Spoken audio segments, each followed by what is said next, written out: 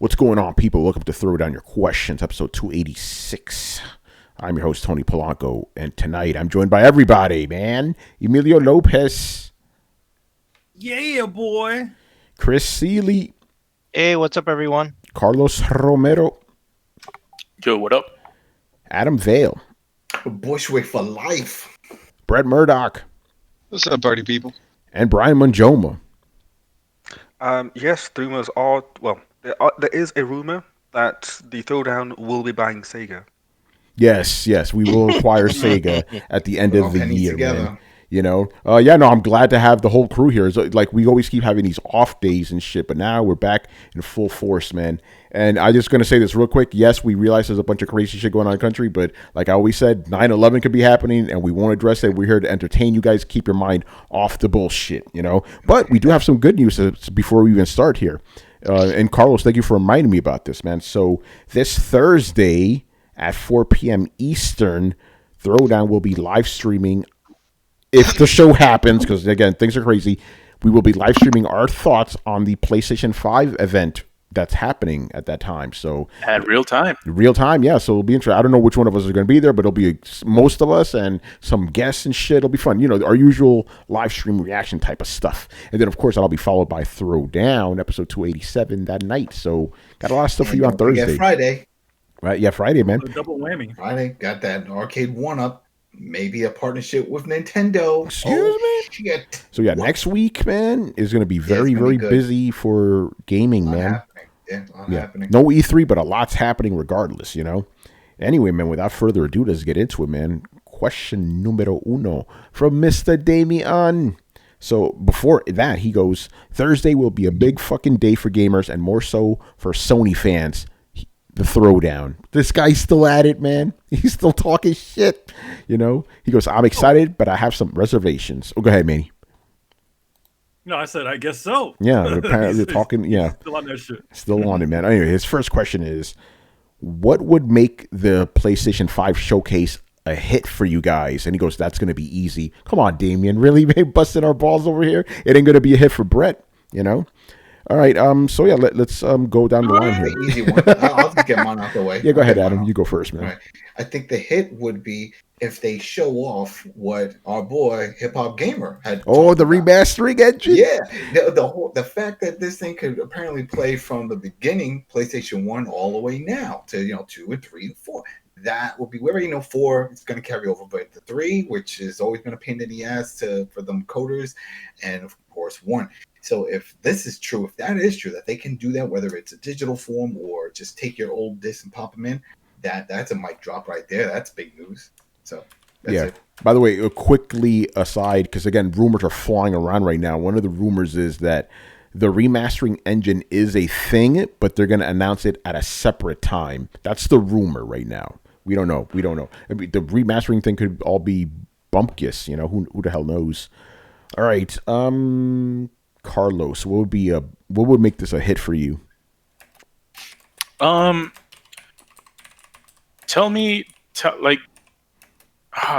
It's pretty difficult for me because there's so many directions. Like, are they going to announce the console? Are they going to announce the date and the price?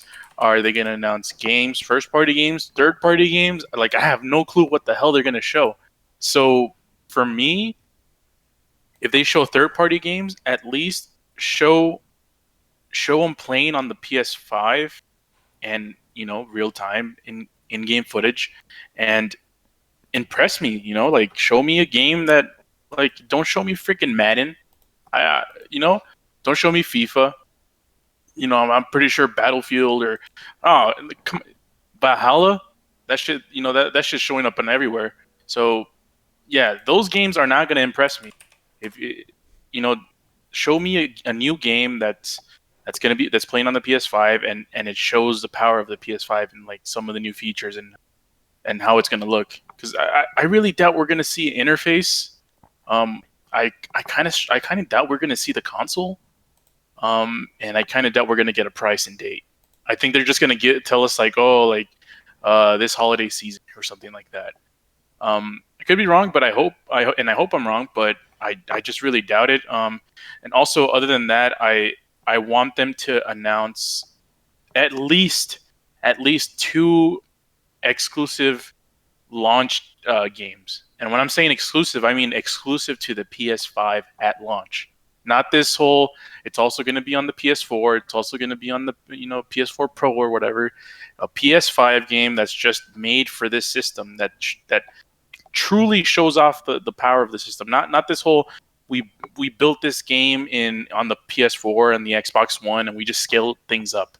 Not that stuff. I want to see something that takes advantage of this console from the gate. That's what's going to impress me. Well, what if you see that, but then they tell you this game is built on the new Unreal Engine and this is coming later? No, he said launch. He said launch. I said launch. Only one launch. Okay, because that. All right.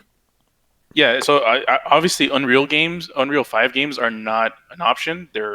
But good thing is there's plenty of other engines around, and especially from Sony that Sony's first party uses. Most of their studios have their own proprietary engines. So we'll see. I'm like everyone else, I'm really intrigued by what they're gonna do, and I'm really surprised. Sony is I think with Microsoft in a way they announced a lot of early stuff, and part of me thinks that they were kind of scared that their stuff would leak. With Sony, I'm just both impressed and baffled and upset that it's taken this long, and we haven't had a real legitimate leak. We're gonna, tomorrow is June. You barely heard anything other than a freaking controller and some specs, but we haven't seen anything. The Unreal 5 demo, and that's about it. So I'm just curious, but yeah, that's for the stuff that I mentioned. Those are the things that would surprise me and would make me think this is a good conference. Not their whole GDC conference, not the whatever Xbox did with that Inside Xbox thing. That's for me. Yeah, I'll go next. Because mine is pretty similar to yours. I want to see at least 2 PlayStation 5 exclusives, not on PS4. Actual exclusives, but I also want to see what's coming down the pipeline in the next 6 months. I want to see that. Am I going to be playing this system after I buy this shit? Because again, that's what happened with me with the PS4. I bought the PS4, played it for a month, didn't touch it again until February. It's I need to know, hey, this is what you're going to be getting for the first 6 months of the console life, and like I said, a reason to buy it on day one. Because right now, I'm still very much on the fence. I'm but that's a question we have for later. It's I need a reason. So yeah, give me something good at launch, must play. Give me something within that first 6 months launch window, and I'll be good. And then obviously, if you want to throw in some shit that's coming down the pipeline next year, sure. But I need some reasons to buy this shit now. So that's where I'm at. All right, Manny, what do you want to see most from this thing? Well, again, I think the thing for everybody in here, it's literally just a good showing of what the reason why you need to own this thing, and I think that both consoles at this point in time, including Xbox and the PlayStation 4, PlayStation 5, they haven't given you that. They're just throwing a bunch of specs at you, and they're not showing what this means. So that's what I want to see. I want to see what the next gen is like, and I want to see some decent, some games that really take advantage of that, which I think they will have that on launch, as well as stuff that's going to be coming in the future. Yeah. All right. That's about it. That's about it. The last every single console generation, console has that thing that says, okay, this is the thing that demos why you need to own this thing. And I think that it needs that. Just like anything else.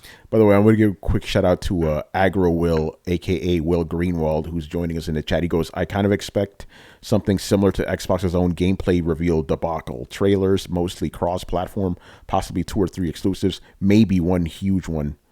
But didn't they hint that this was their own stuff? They were like, this is stuff you could only play on PlayStation. Wasn't that the jab that they threw out? No, that was something else. Yeah. Yes, completely something different. So not pertaining to this conference. Which unfortunately we didn't get to talk about on Thursday because she made that statement on Friday. we don't exactly know what this conference is going to be. It could just be like a jumble like they usually do, where it's a little bit of first parties, a little bit of third parties, stuff like that. Yeah. By the way, I don't know if you guys noticed this. They revealed this thing like they always do. It's like, come see the future of PlayStation. That's what they usually do with their E3s and stuff. So they're gonna. That's one of the rumors. So take it how you will. That they're gonna present this as they would an E3 presentation. So we'll see. Does that mean they're gonna have like a little stage and everything? Kojima's gonna show up. I will talk about my new game. Yeah, and Jeff Keighley introduced him. Yeah, Jeff will somehow make his way there. Of course, it's like, yo, man, you're doing Summer Game Fest. Get out of here, man. Anyway, Chris, what would be like a big thing for you to see at these this PlayStation 5 reveal? Well, I need some good launch games. I don't want to see everything happening like late 2021 or to be announced. But I'll save that for the next one. And the other thing is, Mark Cerny promised me Spider-Man swinging around the city at about 500 miles an hour. I'm going to put that to the test, Cerny.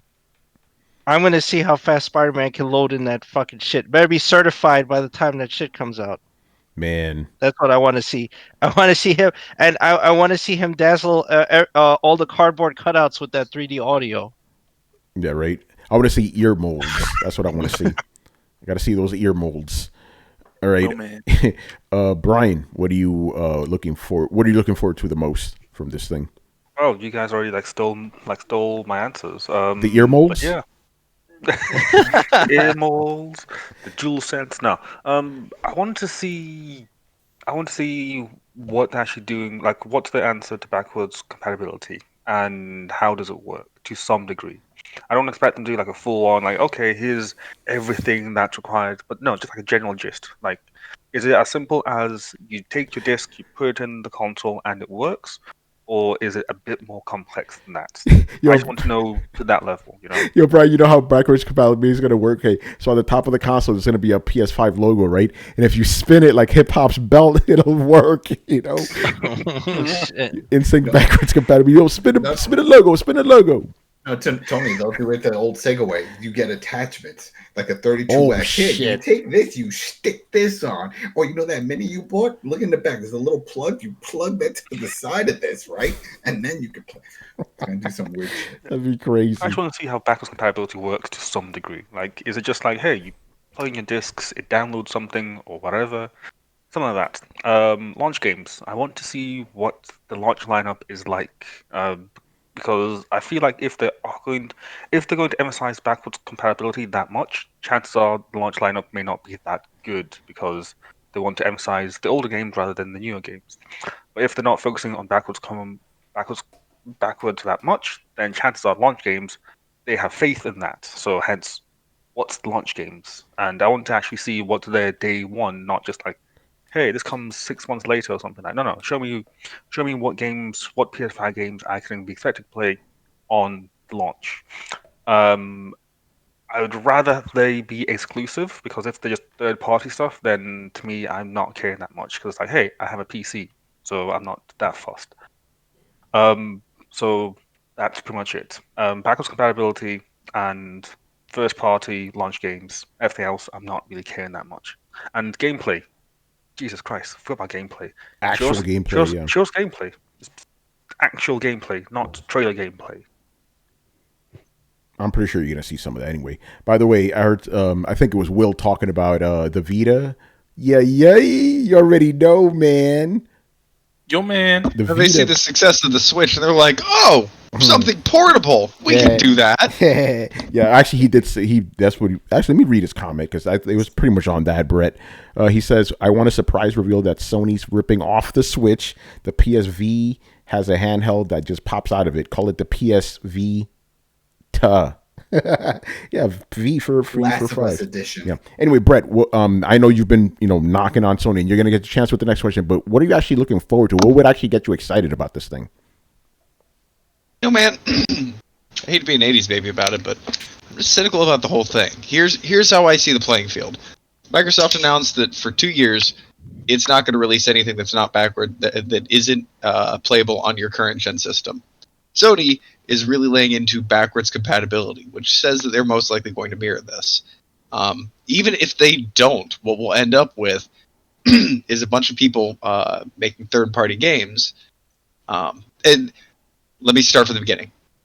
If the market share isn't as dominant as it is now, let's just say it honestly, if some people other than the 6 people who helped bought Xboxes this time, then third-party games are going to try and accommodate that. And so they're going to use the lower-powered system as the benchmark, which kind of hobbles PlayStation to a certain extent. PlayStation talking about their backwards compatibility makes me think that they've realized this, or they've recognized this, or they're just By the way, Brett, just a clarification. When PlayStation was talking about backwards compatibility, they said that it's going to be backwards compatible with PS4, but they didn't go anything before that. Just making sure. No, and that's what I'm saying. They're writing out the same idea that Microsoft is. They're just not saying it the same way. Well, Microsoft is everything, even from the original Xbox. Yeah, Sony's not saying that. Sony's not saying that at all. They're saying PS4. They didn't say anything beyond that. No. What the part I'm saying that they're mirroring is where Microsoft said that anything that comes out for the new Xbox system will also be on your current gen system for the first 2 years. Sony didn't say that exactly, but I see what you're. No, Microsoft. Actually, Sony said they believe in console generations, and they are going to have actual PlayStation 5 exclusives. That's what they said. They pretty much took a knock at Microsoft, saying, "Oh, these guys have these cross-gen games. We don't. We have actual, real PS5 games." That's what they came out to say. Yo, by the way, quick shout out to Sketch who subscribed. Yeah, thank you, Sketch. So, Brett, just make sure you understand, because on Friday, Microsoft and Sony had a little bit of a tiff with each other, because Sony came out to say, "Yeah, we got actual next-gen games. We believe in generations," and then Microsoft came out saying, "Oh, we believe all generations matter." Some shit like that, Oh God. That's really good to hear, because that was one thing that was concerning me. So, like first-party games, intuitive games. Honestly, for me, personally, excuse me, it's a new VR system, bro. I knew he was gonna say it. I knew it. Yes. I mean, that's what's gonna tip the scales. Let's be fucking honest. Anybody who's been listening to this show knows that I have been like standing to the sidelines, be like, "Here it comes, it's coming," for fucking years. And there is a very healthy life for the current PSVR. There's a lot of games being released for it. It's at the stage where it's ready just to break. It just needs a couple or a few like AAA games, and the launch of a system is a perfect time to sell this as a true accessory. Not right at the beginning. You don't want to go all Connect with it, but right after that. And I've heard really good things, man. It's gonna be wireless. That's gonna make all the difference when you don't have to like hook into or have a special room for it. Like, man, I'm the future is here. I'm hoping. So Brett, are you gonna play Iron Man? Hey, it just came out. Just came out. Yeah, I need to fucking hook it up again. By the way, Brett, I'll be with you on PSVR if they make the shit wireless. That's all I'm asking for, man. That's what I'm saying. Like, when they make it just a thing where you can pull it out of your backpack and throw it on your head, like, boom, fucking done.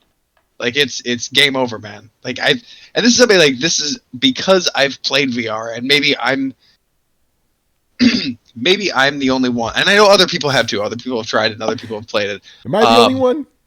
I got used to it. Like, they had this great mech fighting game, Riggs, where, dude, like, I could dominate that thing because you could pull moves that you could not pull in any other game. Like, I could, like, leap one way while looking down and shooting towards my feet. Now, I know that I can turn around in a video game, jump, turn back, look towards my feet, and then shoot. It's not the same thing, though, because I can move from my neck bends, and so does my body. So going into a true VR experience feels like you're taking off a neck brace for the first time in a video game ever. It's a weird sensation. And then you're always like, why can't I do this now? Like, driving VR racing games ruins racing games for you. It makes it feel like your head is just strapped to the seat. You're like, why can I not look left? I look left when I'm driving all the fucking time. And if you haven't noticed that, try a racing game in VR. They're incredibly easy. I mean, fucking stupidly easy. Because you can just look to the left and be like, oh, there's a turn coming up. Like, it's It's game changing. In my opinion, it's honestly the only thing that I've seen that could be potentially game changing in the last 10, 15 years.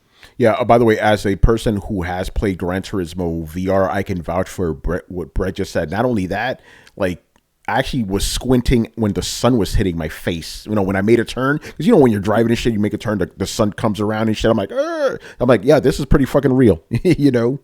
So I vouch for that. But that's the first time ever happened to me in a racing. I'm like, make a turn, and the sun just glared in my face. I'm like, shit, that is realistic. It's crazy. And I noticed even with the current one, like it looks a little grainy, but it doesn't have anything to do with how it looks. We're so focused on how shiny a game is, and I lost the luster when I started playing VR games, because you get something called the screen door effect, which it just looks like you're looking at something through a screen door, but that doesn't honestly make life any less real. I mean, anybody anybody who has had glasses knows that moment where they put them on for the first time and they saw like life in fucking HD. They didn't even know before. They didn't know how blurry their vision was.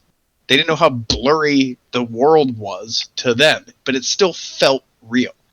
So graphics play much less of a part in VR gaming than you would think. Even with the screen door effect, like Tony was saying, that kind of squinty kind of thing, like your brain will fill in the gaps in weird ways. Because it's like, well, you know, motion's here, everything else seems right, so and you try and wave away smoke or some shit like that. So it's weird. Yeah.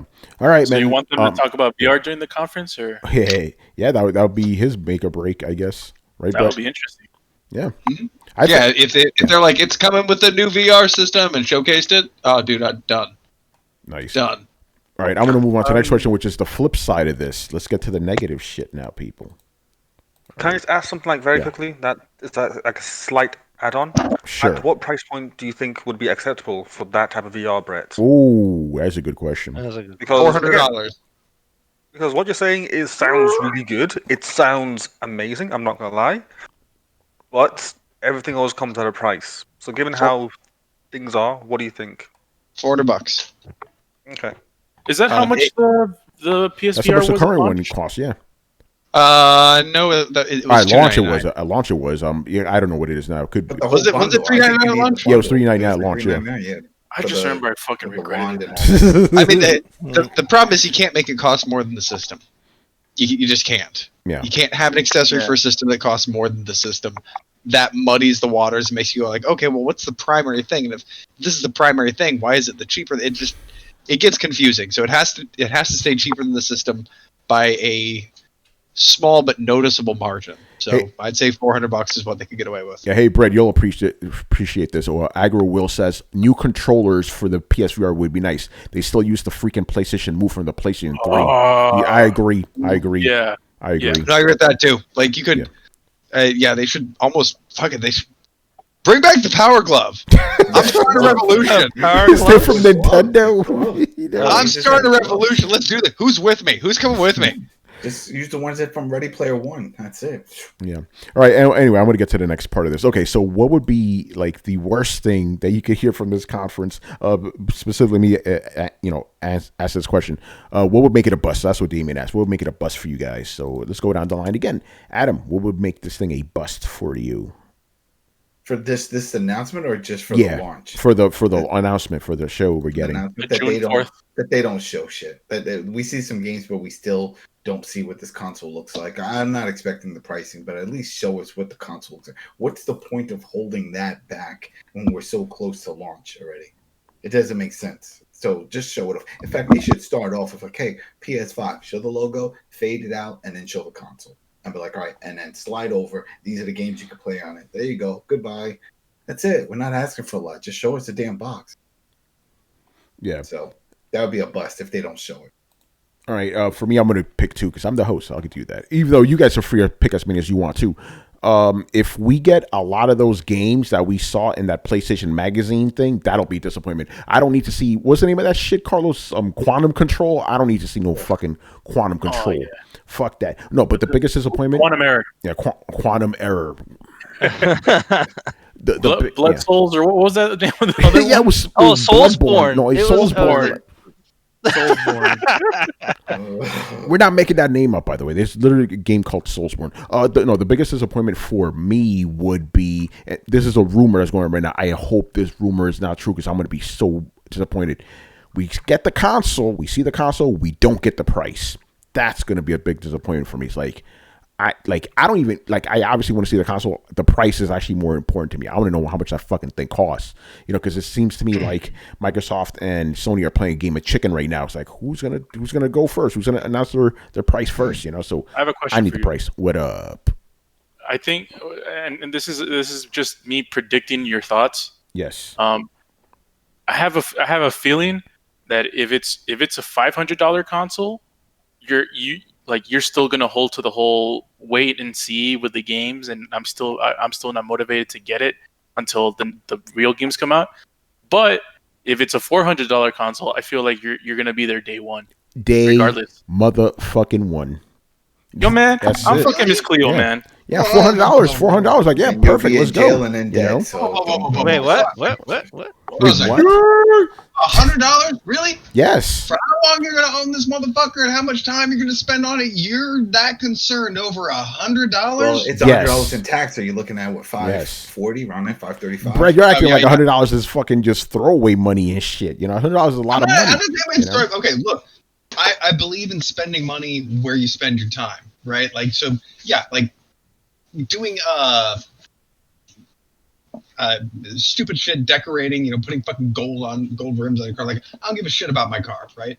But I do give a shit about my TV because I spend a lot of time playing video games, watching TV. So I get a nice TV. I do care about my couch. I do care about books. I do care about things like that. But man, if you're talking about something like, take a PC for instance, right? Like, I will break the bank on a PC. But Brett, because I'm going to be there all the fucking time. You heard what Tony said with his PS4. He said it sat there untouched for months after he got it. I don't want to go Yeah, through that shit again. if he's you know? waiting That for a was price sort of drop, a that's- waste then. And if that would happen again at the same price of $400 and just sit Honestly, there and not play. Yeah, if you're talking waiting on a price drop, that's one thing. But other than that, like, I don't understand either why people like, look, if you know you're going to get it, why are you waiting to get it?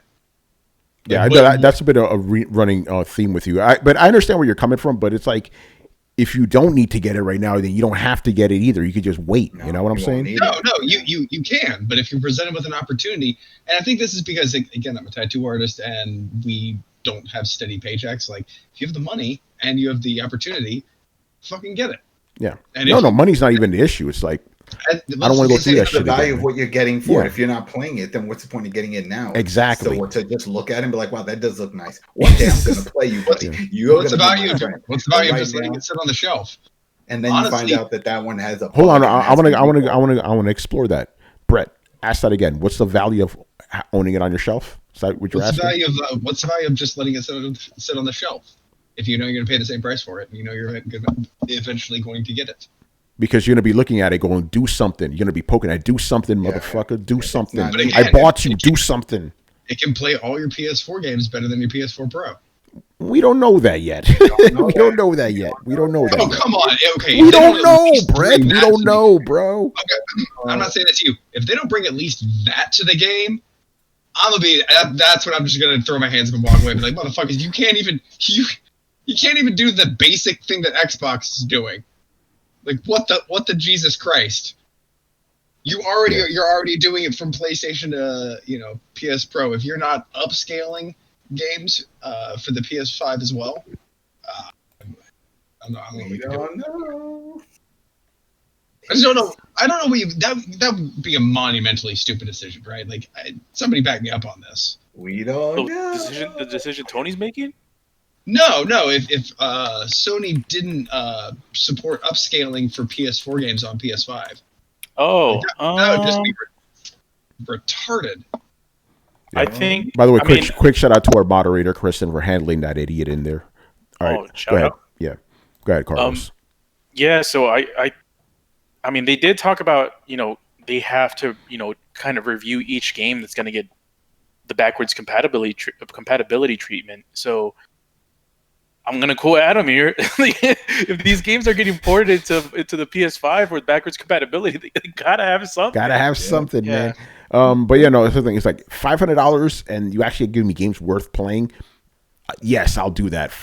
But $500 and I have to wait like months. Like, what the fuck's the point? Save my money, buy something else. Yeah, get it when it's worth getting. Yeah, when it's actually worth getting, exactly. Get it in a bundle with a game you want. Maybe have a cool design. It's like, oh shit. Yeah. There you go. Now I got the knack 4 that I always wanted. How wild? Yeah. Agro Will says, how wild would it be if they confirmed Vita remote play? That'd be crazy, but I doubt that would happen. Oh, man, Switch remote play? Will, you crazy, man? Switch remote play. Well, I mean, the thing is that they already have remote play running for PCs and for cell phones. So, I mean, they're probably going to have it running for the. They're probably not going to have it running for the Vita on the 5, but. That's one cool thing that Xbox has. You can remote play it from your PC. My Your PC? Xbox? Yeah. I wish I could do it for PS. Yeah, you can. Yeah, you can. You can do it on PlayStation as well. I actually did some streams doing that remote play. what? At my, yeah, you can remote play games on your PC from your PlayStation. I've done it. Yeah, you can do. Yeah, you that was. Oh, you just blew Carlos's mind. Yeah, you it's just literally called download remote play. the You app. download the app. Yeah. I didn't know this. It's been a feature for since pretty close to when the PlayStation 4 launched. You guys are waiting to the end of this generation to let me know this. No. You are waiting for the next generation to find this out, bruh. Fuck Man, I wish I freaking knew this fucking years ago. Dude, when we first during this iteration of Throwdown, when we were first starting doing game streams, I did that for like a good few months. Because it was just doing it off your Elgato. Yeah, I was doing it. No, actually, was that all? No, it wasn't off the Elgato. Actually, no, it must have been Elgato. But the thing is, I wanted to use this microphone, right? So I was like, okay, let me play in front of my PC, and I'll just remote play from here. I eventually stopped doing it because the input started getting creepy on some games. But yeah, it's been a thing for fucking ever, bro. Man. Does it look good? Lines freaking looks okay. You could tell it's like low res and shit. It's not 1080p or anything, But it works if you want to do that. All right. Actually, you know what, Brett? Oh no, you're ready. You went. So anything else you want to add on to that could disappoint you, Brett? Hear me? Yeah. Yes. I hear you now, sir. Okay.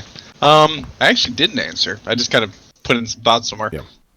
I'll be very disappointed if Sony comes out with very limited and niche backwards compatibility, a high price point, relying on showcasing a bunch of third-party games we've already heard about, and maybe one or two, probably one good one and one shitty one, Sony exclusives.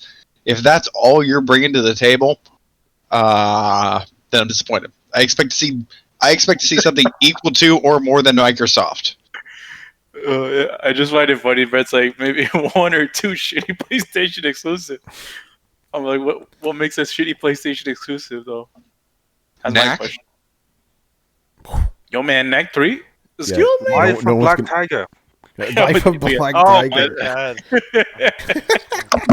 Oh man. All right, Brian. What about you? There's always that one crap game in the launch lineup. You're like, what the fuck is this? Lair. We got Quantum Control, man. Well, Lair was decent. It just sucked because of the motion controls. Yeah. Doesn't that show if every PlayStation launch, it launches with some shitty games, man? I remember Yeah. PS2 launched with some garbage. Yeah. Yeah, really did. the problem is, it's been getting whittled down over the years. Like every time we do this, we have less and less and less and less, especially exclusives, but less to choose from. Both companies, as they're kind of merging together, are starting to support just big third-party games. Like in my worst case scenario, they're leaning really heavily into the new Assassin's Creed Valhalla and how it runs on the PlayStation 5. And they're gonna say we have a whole lineup of new games, 9 of them, and 7 of them are from studios you've never heard of, and they're clearly indie games. One of them's like a fucking sewing game or some shit like that. Yo, Farming Simulator you 20, make some man. sweaters. Yeah. But the problem is those ratios were fine when the pool was bigger. Now we're down to the point where we finally may have reached the point where we're lucky if we get one real contender for a true exclusive. You know what I'm saying? If there's one true AAA, oh man, that's the game. If we only get one of those, then I think we've kind of fizzled down to the point where I don't know what happens next, and that's why I'm disappointed. Because like you can't get less than one. What the fuck happens from here on out? We get 3 games a year to choose from. I know it's not that way on PC. Brian's over there just swimming in games, and that may be the reason that I jumped to that. But Brian, same thing over there. Like, how many of those things are either good ideas and broken alphas or shitty indie games? Oh, is that a question? Oh, Kind of, yeah. It was only half I thought it was hypothetical. rhetorical, so I was like, oh, okay. It was only half rhetorical. Quite a lot of them are just really good idea, but just not executed that well, and then eventually you get something like, okay, this thing's picking up, this thing's good. I mean, there's a really cool game that's in early access. I think it's called Hellsign. Basically, it's an isometric horror game. So an isometric shooting horror game. And it's like, okay, this seems interesting, and it seems like actual horror, not just like, hey, this thing jumps at the screen at you and loud noises.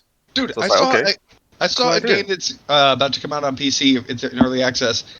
It's a game where you pilot a giant earth drill that's like has train parts. Like it's like segmented like a train. And so like you drill around and then come to the surface and it opens up and you build your own base. So it's like a steampunk earth drill base building survival game. And I'm just like, holy fuck, they're hitting all the notes now. Who doesn't want to drill into subterranean caves in a giant train-like steampunk drill? That sounds like a terrible game. Anyway, let's keep going down the line because we still got a lot of questions. There goes that. Brian, Back to you, Kevin. Yeah, Brian, what would be the most disappointing thing from this PS5 reveal? Oh boy. If basically they don't show anything that's interesting, and by interesting I don't mean like interesting to me. I just mean interesting like generally. If all they want to do is just say, hey, we have FIFA, here's some FIFA. Oh, we have Madden, here's some Madden.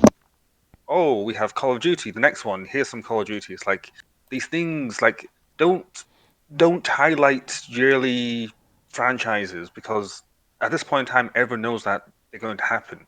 So it's kind of like an inevitability. So show us like, okay, cool, like here's what Bliffy Digital have been working on. Probably Gran Turismo because that's all they've done for, like since I was born. So whatever. Or like, okay, here's sequel to this game that everyone was highly requested. Or we bought Sega. Something that's like, okay, that's surprising. That's not out of the ordinary. Sorry. That type of stuff would be nice. If they announced the rumored Silent Hill game, like, okay, cool, like that's surprising. That's different because horror games don't really get much love these days. So that's what I think would be disappointing. If they just say, okay, here's what you expect in a bad way, and there you go, and let's talk about stuff that's not games for an hour and a half. So if they sit there and talk about TV, I don't care. If they sit there and talk about PSN Plus numbers, dear Lord, I don't care. Like, About The Last of Us. talk about how you refresh the PlayStation network so that the store is actually good on your console. I mean, who here actually uses the PSN store through the console? I don't. I do. I do. That thing fucking sucks. I use it on PC. No, it's terrible. Like, I try to avoid it. Switch options, it works. Unless It's not it's as bad like as PS3. PS2 is I only horrible. do it for impulse things. If there's a sale, I'm like, oh shit, I'm gonna forget. I don't do that. It's just too For me- complicated. For me, it's actually mostly the phone version of it that I Yeah, use, same. or the PC version. Yeah, so talk about, again, if they don't highlight the areas that people have said they need improving on, then to me that's a disappointment. So yeah, so basically if they just do yearly franchises, they talk about games on PS4 being on if they talk about Last of Us on PS5, I will just fall asleep because I'm like, I don't care. Like, who is that surprised that Last of Us 2 will be on PS5? Nobody. Like, genuinely, no one is that surprised. Yeah, just stick your PS4 game in your PS5 and you're good to go, man. Yeah, like I'm pretty sure it's fair to say that Last Guardian, not Last Guardian. Oh gosh, Death Stranding. Yeah, Death Stranding. Chances are that'll be on PS5. Everything around that time going forward will be on PS5. It's kind of obvious. So don't just sit there and try and make it like it's a big thing. Like tell us something that we didn't know about. Tell us something that you guys surprised us about. All right. Manny. What would disappoint me? If we got exactly what the Xbox presentation just with Sony shit. By the way, that was going to be my original answer too. By the way, that same. If we got the same, if they just showed us a bunch of stuff that's literally going to be on the previous generation, nothing to get anybody excited for it, nothing about anything, just a lackluster showing, especially from with Sony, where they've essentially had nothing. So it's like something, but it's not even anything. So that would be the most disappointing. Wait, do I agree with Manny and Tony? Maybe. I think I do. Uh-oh. Yeah. Something's going on. Shout out to the Throwdown Crickets, man. Yo, man, we haven't heard the Crickets. Yeah, we haven't heard of it in a while, man. They came back, No, I was going to make a bad joke. I'll leave it alone. Right. Like, I'm afraid that we're gonna get a repeat of that bullshit Xbox showing. I was like, oh, yeah, fuck. I don't want to see that. I mean, especially since how much nothing we've actually gotten out of Sony when it comes to this new console, and then to show up with just garbage. No. Man, I'm afraid they're just gonna focus on The Last of Us. Be like, The Last of Us is coming to PlayStation 5 too, and look at how well it runs. And they're gonna tell you about it for the next 20 minutes. Fuck. That was my answer. Oh, really? Okay. Well, Chris, go ahead. I'm sorry. Yeah, go ahead, Chris. Yeah, I'm worried that we're gonna get like 20 minutes of inside PS5, right? So it's just a bunch of indies, a bunch of stuff where it's like this doesn't really look next gen. This is disappointing. A couple of things that look promising, but they're like TBA 2021. So we're not getting that at launch, and then the last part of it is all Last of Us 2. Oh, look at what we did here. Look at fuck. I'd turn it off. Damn. So. Chris will leave the stream. He will walk out. He's like, fuck watch this. Something else. You hear like the mic dropping. Like, Chris just left during the middle of the stream, bro. It's like, fuck this shit. Yeah, right? That'll be hilarious. Fuck this shit. Oh, man. All right, Mr. Romero. Yeah, I mean, pretty much what everything's been said is what kind of will culminate mine. Like Brian mentioned, it's like if they do the whole FIFA sizzle reel added with a Madden, if they end this is a worst case scenario. If they end the stream with Assassin's Creed Valhalla. What if they show actual gameplay though? Regardless, man, this is some bullshit. There's just so many fucking press conferences that can end with fucking Assassin's Creed Valhalla that I can take, man. And that's what scares me. It's like they'll do that. They'll do the Madden's, FIFA's, 2Ks and stuff like that. They'll do the Call of Duties. They do, like Chris mentioned, The Last of Us 2, it's playable on PS5 at launch, and here's some of the benefits. Death Stranding, playable on PS5 on launch. They spent 5 minutes on that. Ghost of Tsushima is playable on PS5 at launch. Here's another fucking 3 minutes of a sizzle reel. Like that kind of stuff. They could do each one they'll focus on each one individually. Like, you can play this on your PlayStation 5, this on your PlayStation 5, and this on your PlayStation 5. Meanwhile, I'm sitting over there, I'm like, Microsoft made a blanket statement that they can play everything on their new console. Like, this isn't impressive. Yeah, they need to just condense all that into like a 30-second sizzle reel. Like, here's everything playable. She just a bunch of shit and then get to the good stuff, Dude, they need to make it everything. Like, unless it's a brand new exclusive, like everything should be like they at least need to keep par with Microsoft, don't they? Like, you ain't getting no PS3 backwards compatibility, bro. I'm telling you that right now. No, but at least full PS4 backwards. Oh yeah, they said that already though. They said that already. Remember? Okay, yeah. So then. Oh, you're just talking about bring new games to the PS5. I see what you're saying. Yeah. But if you're talking about like full back, Sony cannot match Microsoft when it comes to backwards compatibility. It's impossible. Let's just be honest here. I know, and that's why I'm expecting them to make up for it in other ways. So like, I that's why I say like, oh my god, I'm in agreement with you guys because if they bring exactly what Microsoft had, but have less than Microsoft has to offer. That would be my worst case scenario. Man. Because Microsoft is like, you're not the only one. All right, let's move on. We still got more questions to answer, man. We are up to. Oh yeah, by the way, Damien also says for us to stay safe with all the madness going on. Thank you, Damien. We appreciate that, man. Thanks, man. Thanks, man. I don't know what's going on there in the Virgin Islands, but stay safe, my island brother. You know. By the way, I'm vamping a little bit because I got to get the next Chiron thing here ready, and then we could start right now. The instant I hit this button. All right. Next up, Mob Hits in the house. His first question is, Sony's showcase is this upcoming Thursday. Would it be a mistake for Sony to not show the PlayStation 5 console during the event? Besides the hardcore fan base, would not showing the system have an impact on the Joe Blow consumer? Yes, it would be a very bad idea if they didn't show the fucking console. Horrible idea. Yeah, you know? Joe Blows want to see something. They don't Even care Joe Blow about would be that shit. pissed, you know? You don't want to piss off Joe Blow, man. Well, here's the thing. I think I'm trying to think of a scenario where they won't show the console. It's like, what, they'll show the games and be like, hey, we'll show you the console next month, July. Or Here's the thing. They when they revealed the PS4 in February 2013, they didn't show the console either. We had to wait till June, right? But Yes. they missed that fucking boat already, you know? Exactly. We're already in June, and your prime competition announced the console literally 6 months ago. Yep. So it's like people like Sony's got to understand this. The biggest priority, like, not for me. Like, if they don't show the console, that's, it's gonna be upsetting. But the games are what worries me the most. But the optics, the general optics for the the masses is.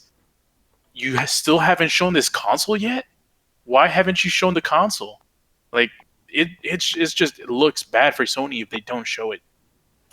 I don't see how they can spin it where they have their big, press conference this week and they don't show a console.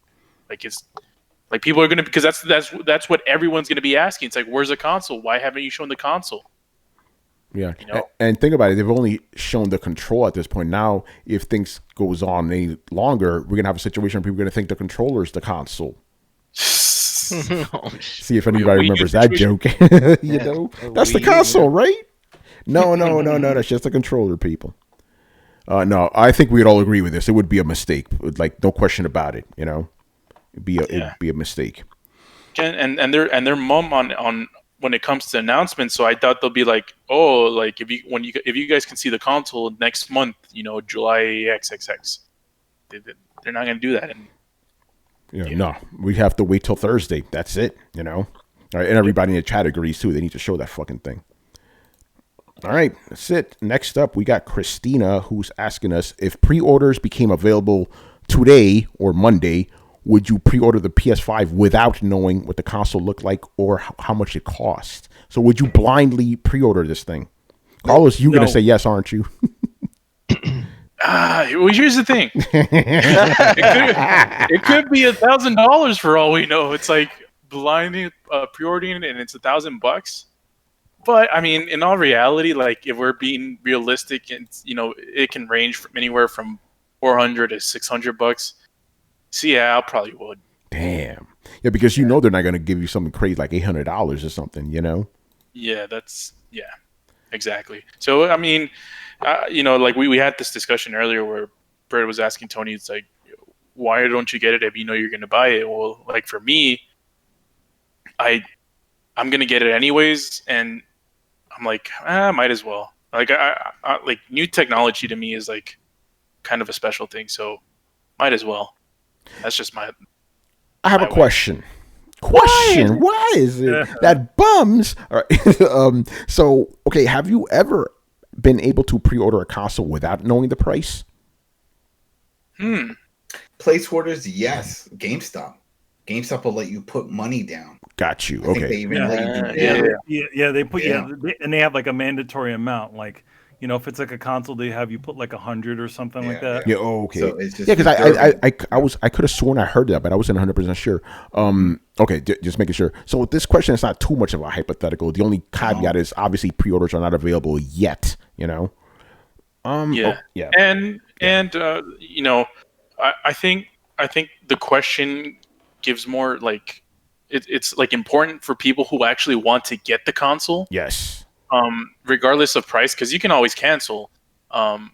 So I guess the important part when pre-ordering is like, okay, they announced the console, pre-orders are live, and you know that there's a possibility that there's going to be a limited amount of consoles at launch. So do you want to get this console when it launches, yes or no? And this is the only time where you can guarantee that you're going to get it. Oh, shit. I didn't think about that.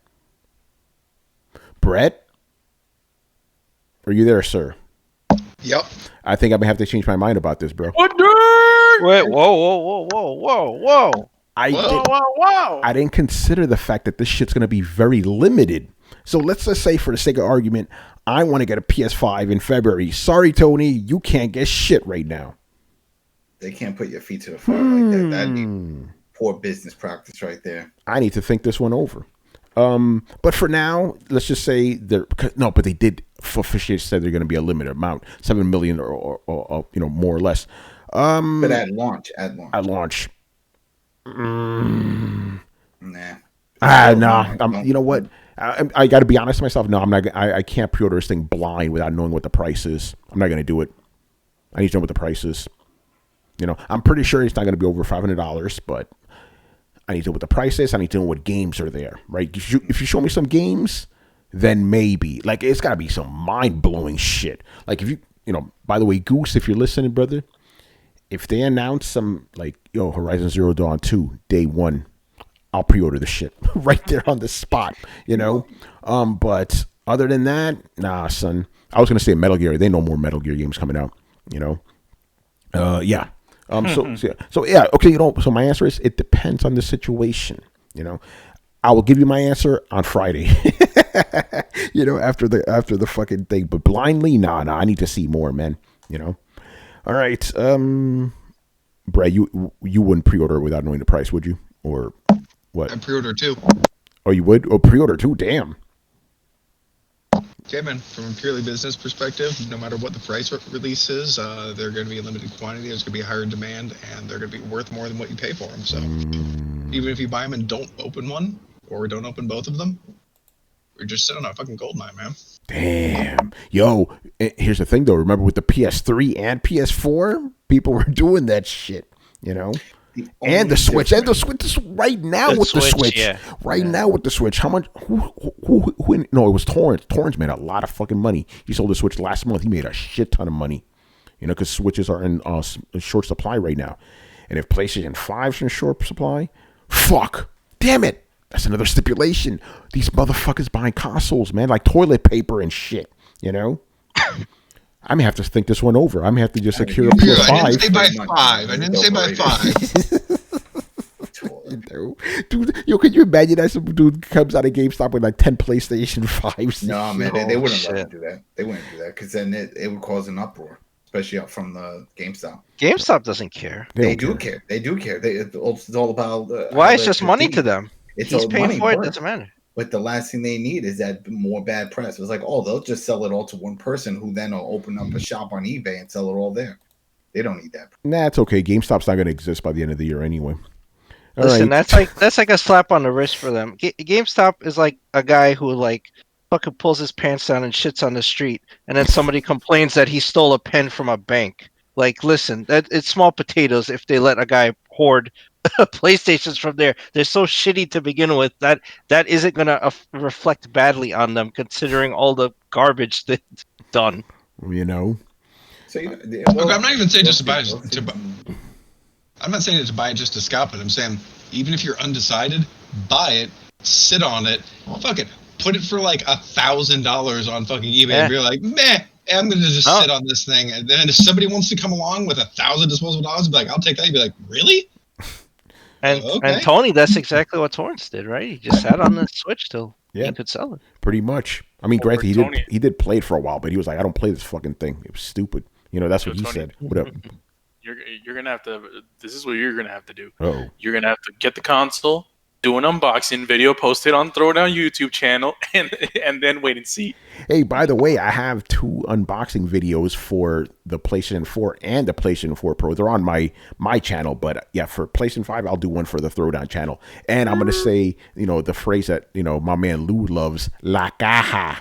You know. La caja. Hey, shout out to my man Lilu, man. All right. So is any okay? I'll go down the line. Why not? Well, Brian, you're not getting the fucking PlayStation 5 for a while, right? No, I'm like the other camp. It just depends on backwards compatibility. Again, I'm a rare case because I only want a PS5 because it plays PS4 games better than the PS4. So that's the only reason that I care. So I'm the exception. But if it was available to pre-order with no price and without seeing how the console looks, I would not. Like I don't do that stuff. So no, I wouldn't just pre-order it. Hey, Brian, What's up? do you know what else plays PS4 games better than the PS4? The PS4 Pro. No, the PC when Death Stranding and Horizon Zero Dawn go on it. True, yeah, that is true. Anyway, the idea is like there are some games that are just not there yet. So hence it's like cool. You know, I have all these games in this library. I want to play them, but the PS4 just chokes. So let's buy a better PS4 to play these games. But to answer the question, no, I would not, no matter how limited it is. And even if it is going to be like that scarce, then I don't really care that much. Because again, I want to get it when I can, but I'm not going to sit there and try and get it now because again, I have a PC, so hence I can still play games without caring that much. Again, I've waited this long, so I can wait like a year longer. I'm not fussed at all. By the way, that's one of my favorite British sayings now. I'm not fussed. I like that's classy, man. All right. Manny, I already know your answer, but what's your answer? What? Yeah, would you pre-order the PS5 without knowing what it costs or what it looked like?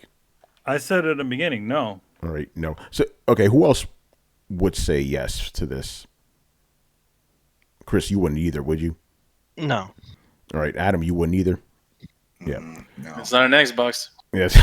I wouldn't. No, I wouldn't even do it. And he got Gears of War 6, man.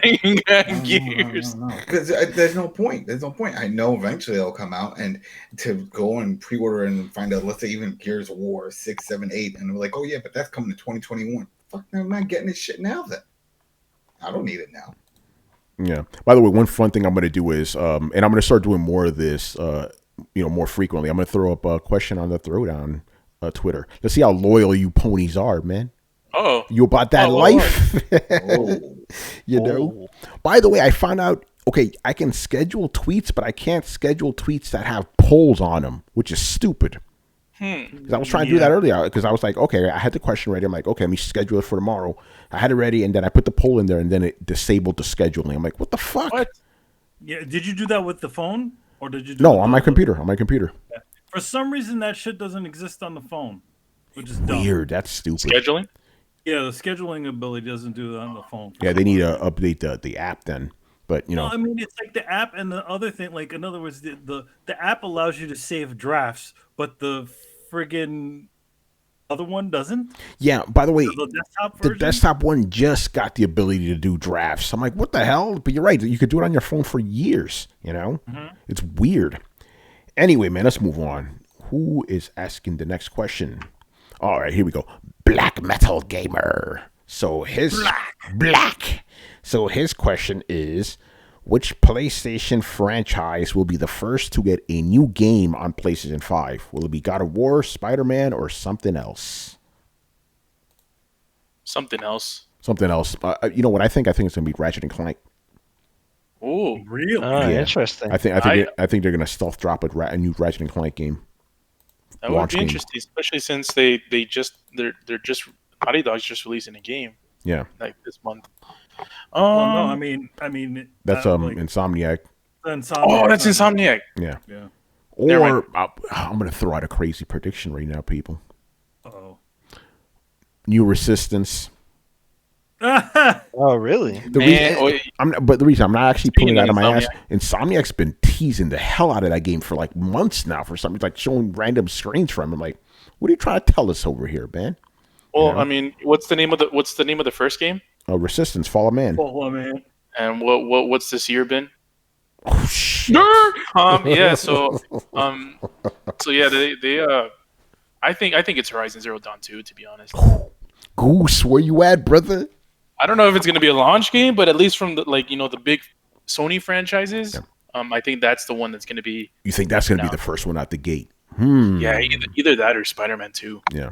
By the way, you don't have to say at launch, by the way, just the first one, you know? Mm-hmm. Yeah.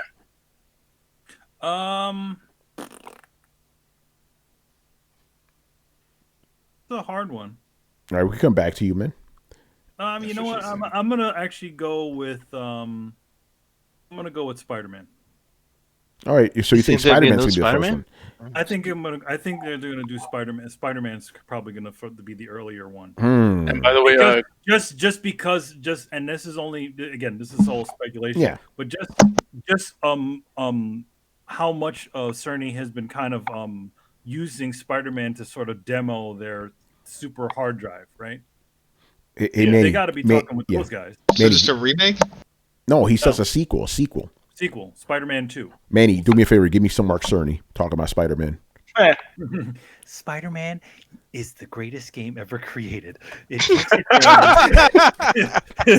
takes advantage of our new hard drive solution. Ah. I love it.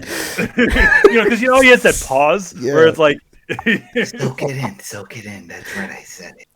Imagine we're on all the wrong. PlayStation 5. Yeah, at the PlayStation 5, Spider-Man could swing around the city at 500 miles an hour. If you blow A normal human would not be able to be able to take these sorts of G-forces, but Spider-Man, being that he is a superhero, he can do that. And Only from on Queens. PlayStation. Yo, this is fucking ASMR throwdown right now, son. All right, Adam, out of PlayStation's big franchises, which one do you think is going to be the first one to get a new game for PlayStation 5? It's none of the big ones, and I don't consider Horizon a big title. Oh, it is now. Everything, yeah. So everything's pointing to that. But that's the only one. Because so you think I'll be the first one then? It's not happening for God of War. Spider-Man, it's definitely not happening. Too soon. Yeah. By the way, we're not saying launch, but just which one is going to be the first one. The first one, that would be, unless they.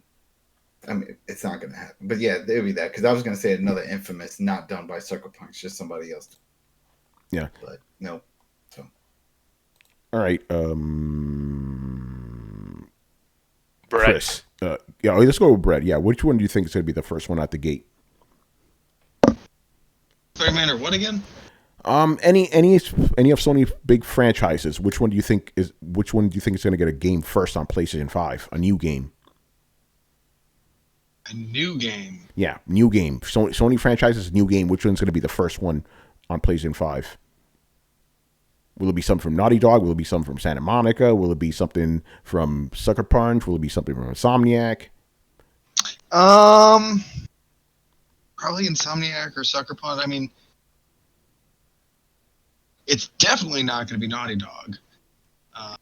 No, I agree with that. They're releasing a game right now. Like, yeah, their first. I have a feeling that they're going to try and launch with an original IP. They could. I don't know if it's going to be even up for consideration, like Knack was. Like Knack was its own thing, but it generally was dismissed out of hand. It's a tech demo. They got a sequel. Yeah. Order 1886 tech demo that never got a sequel. So I feel like they're going to launch a new original game. I don't know if it's going to count though. If we after that, it's going to be like probably 2 years, and we'll probably see somebody from something like Insomnia or Sucker Punch, and or Sony Bend or whatever. Yeah. All right. Chris. Well, they're probably going to announce the Order 1887. Oh shit! Oh. I mean, out of all games to sort of show off the PlayStation 5, wouldn't that be one? A beautiful looking tech demo. Yeah, right. That you can Oh, shoot in. or they just come out of left field with a franchise they haven't touched in like years, like Twisted Metal Oh Oh my shit! god! comes back. Or they bring back Loaded. Yeah, I wish. yeah, just something like that, like completely out of left field. Because like I didn't see like Tony Hawk Pro Skater coming back. I didn't see that shit coming. Like retro's coming back, man. Maybe they'll just be like, "Fuck it, like oh, Twisted Metal's back, baby." Hey, Adam and I did. No, you wanted that back. No, nobody knew that was coming back. I thought that shit was done. I'm still not 100% that this is all we're getting because Tony Hawk kept saying he's working on a new game. I don't think this counts as a new game. Yep. So Pac gotta Dan, be stop it. He goes PlayStation All Stars Battle Royale 2. Nah, son. Hey, Or- I man, don't need that. I wouldn't mind it, to be honest. Excuse me? And also, they're going to launch the successor to PlayStation Home. It'll just be called PlayStation Universe. PlayStation Universe. No, it'll be called PlayStation Apartment, you know? Shit. It ain't a home. All right, who didn't go? Brian, what about you, man? What's the question again? Because The question, yeah. I'm laughing this whole time. So The question is, which PlayStation franchise will be the first to get a new game on PlayStation 5? yes.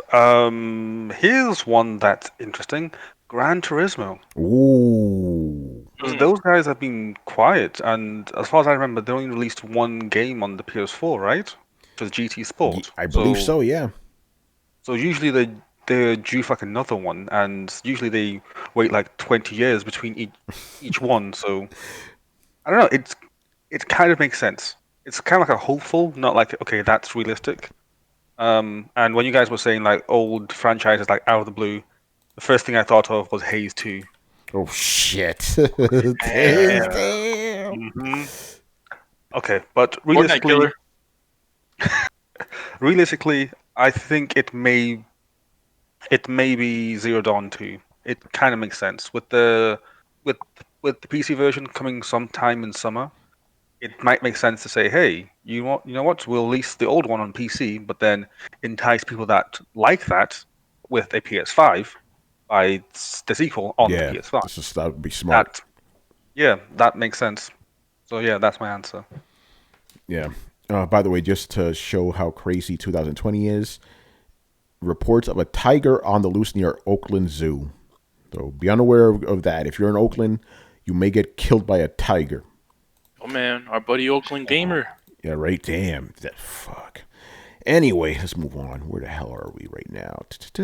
We are up to Lego Bro. So his question is, what top 3 games would you like to see at the PlayStation 5 event on Thursday? This could be first party or third party, whatever you want to see. Well, Horizon Zero Dawn 2. Excuse me?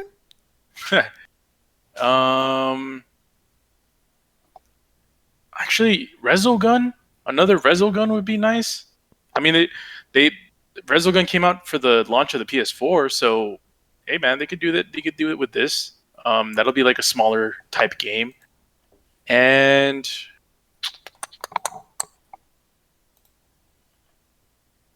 Yeah, I'm having a tough time with this one. yeah, I mean, there's like a lot of wishful thinking in this. Like, because I could just say God of War 2, but it doesn't seem realistic enough for me to like justify saying it. You know what I mean? Yeah. So, I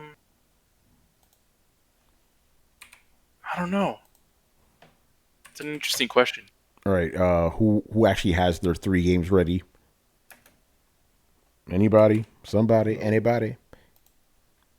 Damn. I'd say it'd be big for them if they were the first to show off the new From Software game. Oh, the fucking Elden Ring. Elden Ring. Elden yeah. Ring, yeah. Oh, That'd be big. Show gameplay for Godfall. Is it? Yeah, Is that Yeah, yeah. Yeah. Yeah. So more gameplay for Godfall, more than 2 seconds. Like give me like 5 seconds. I'll be happy. And then the first party, not Last of Us 2. God damn it! It better be like what we've been talking about here, the wish casting. Yo, man, you're not interested in Soulsborne? That's gonna be Elden Ring, man. That's coming from the Godfathers of that shit. Man. Yeah. The real motherfuckers, man. Yeah, they. So there's these rumors going around that Demon Souls remake is going to be coming out. And again, those rumors. Chris is already like, I've heard this before. Yeah, man. That would be pretty interesting. Yeah. All right, I have my top 3 games. Do it. I want to see Quantum Error. Right? I want to see Rainbow Six Quarantine. And I want to see Soulborn. Oh, God. The illest games, man, of all times. No, in all honesty, let's see. I want to see Horizon Zero Dawn 2 would be pretty fucking dope. Yep. I actually would like to see a new Ratchet and Clank. That'd be really good, too. And, Carlos, you're going to hate me for this. Oh. I do want to see fucking Valhalla gameplay. Actual gameplay, bro. I'm still excited for this shit. Fuck you. Well, damn. He feels like damn. It's like that, son. Fuck you. I'm still excited, even if it is 30 frames a second. You know. I mean, it's my little running joke, but I was being serious about them showing it as the last game. That's the thing that would get me. It's like, all right, man. I understand they are going to show Assassin's Creed in the fucking conference. I think it's a given. Doesn't everyone? Yeah. I think so. So I mean, I don't mind them showing more than what they've shown already, which is pretty much a CG trailer and whatever the hell inside was, whether it was gameplay or not. It was in engine cinemas. That's what it was. Yeah. So if it's gameplay, I mean that's fine.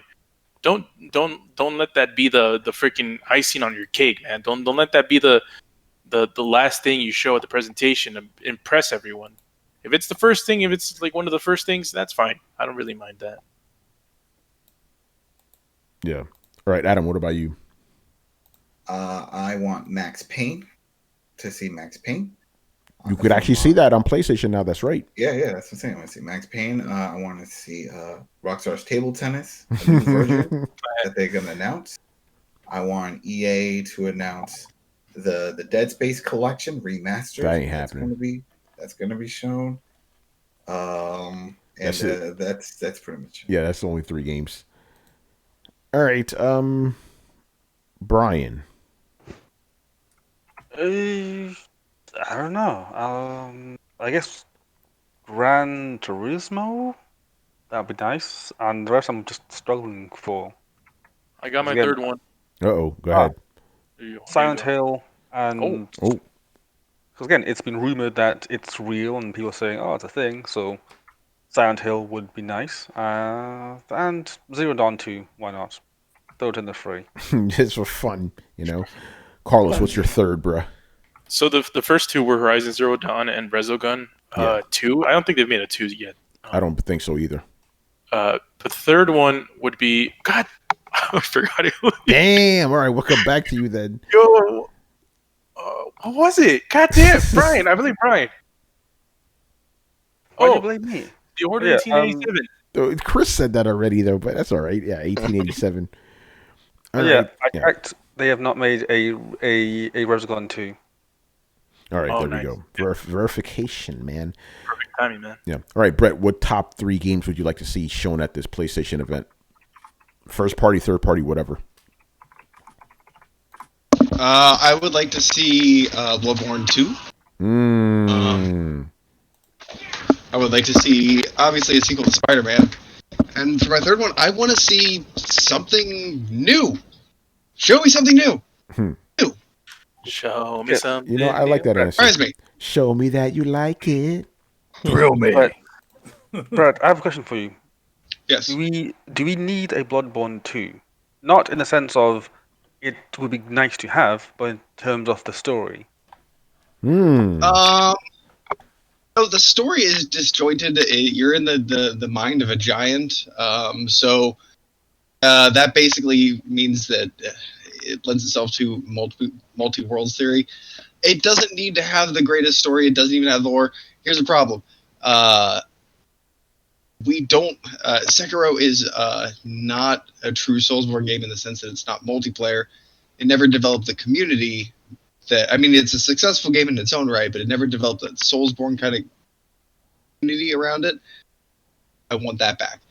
I want something that does that. And I know that they're not going to do any of the Souls games anymore, so I'm hoping they're going to do another Bloodborne. because I love invading and being invaded and the whole 9 yards of it kind of thing. Like I love how it's a social experience. It's just not the same when you remove that aspect of it. And I think more games should have that. Why can't we bridge the gap between single player and multiplayer? Tony could be playing. We could all be playing the same game, and Tony and Manny could turn off the multiplayer. I don't mind having people bleed into my game. It doesn't mean I have to share a map with anybody either. That's the thing. It doesn't mean I have to be playing a big Fortnite map where I log onto a fucking server. Just let people pop into my game. Have there be a thing that goes off that lets somebody fade into another somebody else's world. I know it's been done with enemies and whatnot, but I'm still waiting for a multiplayer option in the next Elder Scrolls where my buddy can be my companion instead of an NPC being my companion. Why not? Fucking sorcerer opens a doorway, you pop into an alternate version of wherever the fuck you are, see your friend, be like, let's fucking go. You're not allowed to take any important quest items or anything like that back with you, but otherwise just have the fuck at it. Yeah, people may break that system. So what? Who cares? It's their game. You may have a sorcerer open a doorway, level 50 wizard comes out, gives a level 1 character fucking an ultimate sort of craziness, and then fucking disappears. What's the harm in that? You've just basically reenacted a King Arthur type tale. It's as long as it's fun to the player, and if you only allow certain people in or have settings that you can do that, cool. I love so I guess I might even change my answer to I want to see a game with innovative multiplayer, because all we're getting right now is battle arenas or battle royales and really just battle royales and Soulsborne games. No, that's kind of what I'm asking for, because right now we have Gears, which is arena battling. We have Fortnite, which is battle royale, and then we have essentially Halo clones. Am I missing anything? I don't know, Adam. I know you're the overall authority in this show for Gears, but is Gears really an arena shooter? No, it's Doom. That's an arena shooter because they close off the doors. There's story based driven going on with the. Well, other than not the wave system, like the PvP. What I mean by that is it very much feels like a sport. No, I agree. I see what you're saying, Brett. I agree that it's pretty much like these. You know what it is, Brett? It's these fucking esports games. That's what's big right now. Those arena games. You're talking about Overwatch, right? Yeah, Overwatch and fucking Overwatch. What's the other big one? Fortnite. Unreal Tournament. Unreal Tournament's not really a thing right now. They don't do that anymore. We're talking about the games that are hero shooters. That's what they call them. Like Overwatch and shit. And then you have the fucking battle royale bullshit. That's what's big right now. Brett doesn't want that. He wants like a Soulsborne type of thing. I want people to blend, immersive storytelling with multiplayer. I know it's a little immersion breaking when somebody comes in wearing a helmet that looks, wearing armor that looks suspiciously like a dick and does nothing but hop around you in the game.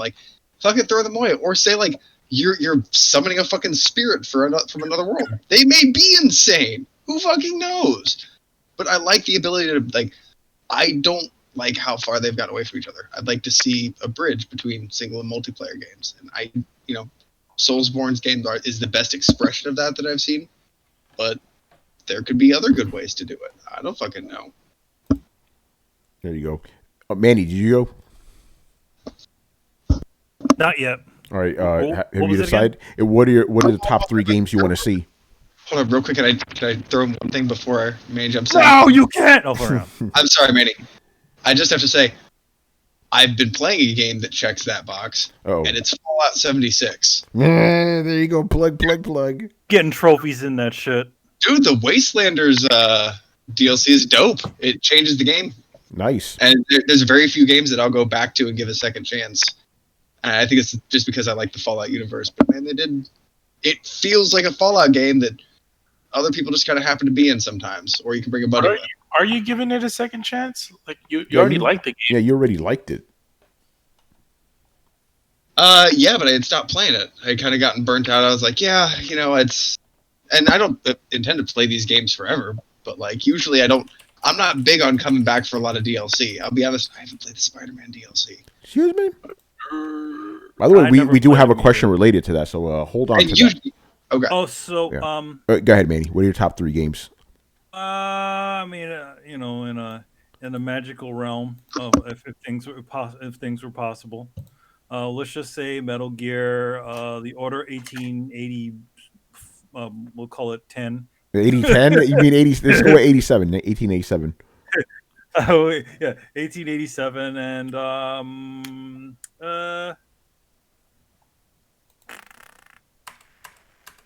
why not? All right, fair enough. All right, yeah. Infamous 7. Right? Infamous 7. Crazy, man.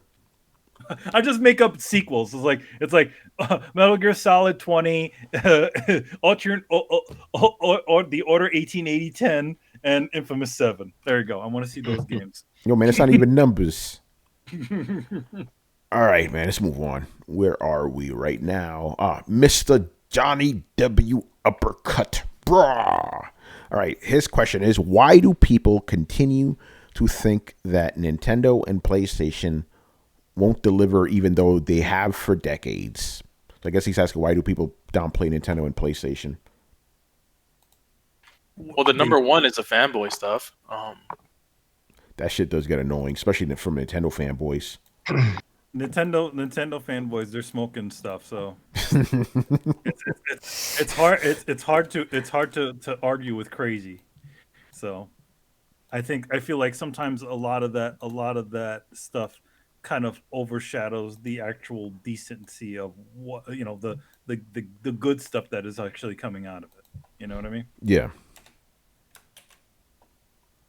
See, for me though, with like Nintendo, you know, the reason I dismissed the Switch is because I've pretty much dismissed Nintendo for like an entire decade. They weren't doing anything that I found exciting. The N64 I didn't give a fuck about. GameCube I didn't give a fuck about. I didn't give a fuck about. Wii U I didn't give a fuck about. You know what I'm saying? It's like, But obviously they turned things around. You know, the PlayStation one, I don't understand why he thinks people downplay them, because Sony's been pretty consistent. They just have fuck ups, obviously, but not like Nintendo's fuck ups. You know.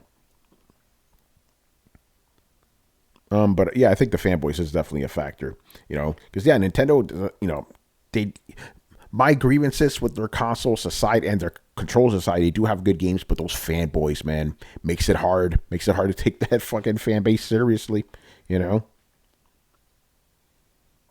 Anyway, Chris, what's your take on this? Well, they're not so much downplaying it anymore, but yeah, the the fanboy stuff does get old real fast. And honestly, like the thing with I think not so much PlayStation, but with Nintendo, yeah. I mean, the Wii U was lackluster bullshit.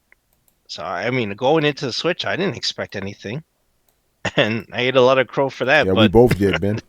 you know, so things aren't really downplaying right now. But yeah, some of the fanboys are insufferable, like the Smash Brothers guys. When I was like, fuck. All those idiots that came after you and shit. Yeah, man. Oh, jeez. Remember those motherfuckers? They wanted you fired from the coalition, even though you weren't even paid by the coalition. Did you even get half of what I said? No. You cut out, Manny. You totally cut out. I mean, I didn't even realize. No, you dropped from the call completely. Fucking Discord, whatever. You completely dropped from the call. Yeah. So what I was saying is, I think that it was more as far as Sony, I think it was more true in PlayStation 3 era, where they were sort of getting ragged on and like they're not a factor. You know, it's over. Gabe Newell saying it's a piece of junk. You know, Sony's lost a generation. They should go out of business. All kinds of stuff like that. But I don't think so much now. I think Xbox kind of has it a little bit, but I don't think it's that. I don't think it's nearly as Xbox. You mean Nintendo? The question specifically about Sony and Nintendo. Yeah, but I'm just saying that Xbox, I feel like gets it a little bit. Oh yeah, for sure. Than Sony does. That, you know, but Nintendo, I just feel like with them, it's just their fans are kind of sort of overshadow the good things that are happening with it. Where like when you got people kind of losing their minds and fainting in the streets over announcements of a games. I don't think that seems a little bit delusional and crazy. Yeah.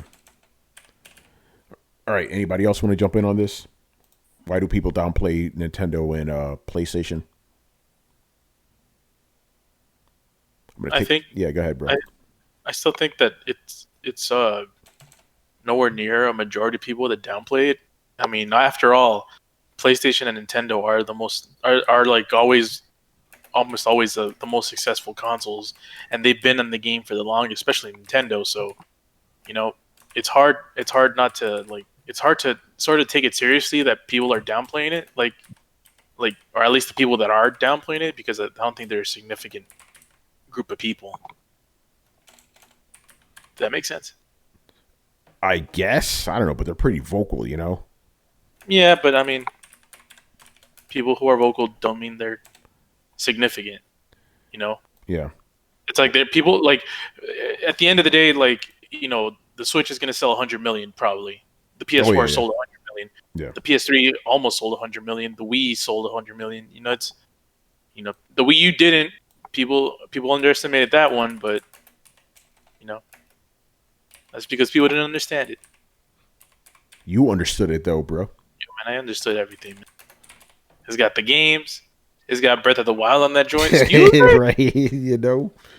People forget about that shit. All right, man. Brian, Let's move on. Be sure not to let them forget. Yeah, right. All right, let's move on, man. Where are we right now? We're up to Matt Wheaton.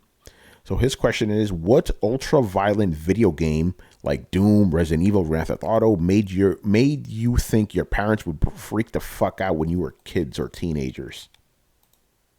I never really had that issue. That's too late for it. We're too old for that. We're too old for that on those games. Yeah. We were already old, man. Even, man. That was not a thing. I feel. I mean, I also feel like I think for a lot of our parents in here, I think that a lot of our parents are pretty not totally knowledgeable, but they're like, okay, this is you have a good handle on this. You're not gonna go on a murder spree. You know what I mean? Yeah, like you're right about that, because like my mom saw me playing Mortal Kombat. I'm ripping spines out and shit. I'm like 12 at that point, 11 or 12, whenever the hell the game came out. She didn't give a fuck, me and my brother were playing it in the arcade. My dad was like, all right, playing along with us. So it's like, I don't know.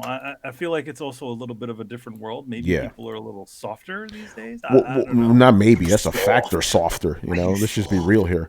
Think about like the movies we saw when we were kids in the 80s and shit. They couldn't get away with showing those movies now. I went to the movies and saw Rambo: First Blood Part 2 with my dad. I saw the Terminator in movies with my mom. Think about it like this. They had toys for rated R movies back in the day. Yeah. Rambo had a cartoon. I had a cartoon. I have that on tape, actually. Yeah. RoboCop. I definitely agree. Like people, they're soft, man. People even complain because Batman killed a person. Oh, look, get out of here, man! Get out of here, motherfucker! They violated the character. That's a different story, man. Well, it's funny. They didn't. Nobody complained about fucking Michael Keaton essentially murdering every single fucking thug in those first two movies. Yeah. That scene bothers me now. Like, Batman's not supposed to do that shit. But he threw a guy off a building. He killed a bunch of people in that movie. He burned a bunch of clowns. It's funny that you mention it, because that HBO Max service launched, and in their family section, people were showing screenshots. Batman Returns is in there.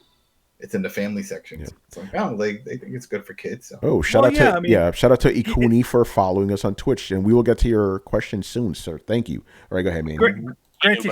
Granted, Michael Keaton wasn't making people bleed. Like, in other words, he wasn't fucking ripping people's heads off and everything, but he was killing them. Yeah.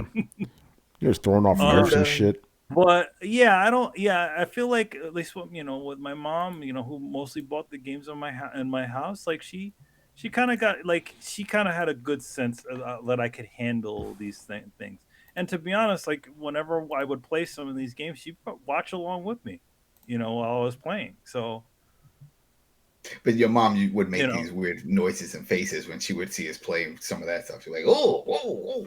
Yeah, she'd be reacting with it too. It's like, oh, get it, like do it. She'd be like, she would just like, yeah, it's like she was into it, just watching to see us play. So, I think the one game that even I don't think I've ever owned any Mortal Kombat. Oh no, I owned it for Sega CD.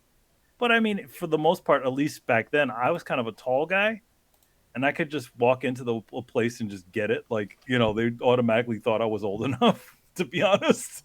I think the only time that they ever questioned my age was when I bought Rise of the Dragon for Sega CD. And that one is when Mom had to come in and actually buy it. But for the most part, I bought all the games. Rise of the Dragon. That was a cool storytelling game. Yeah.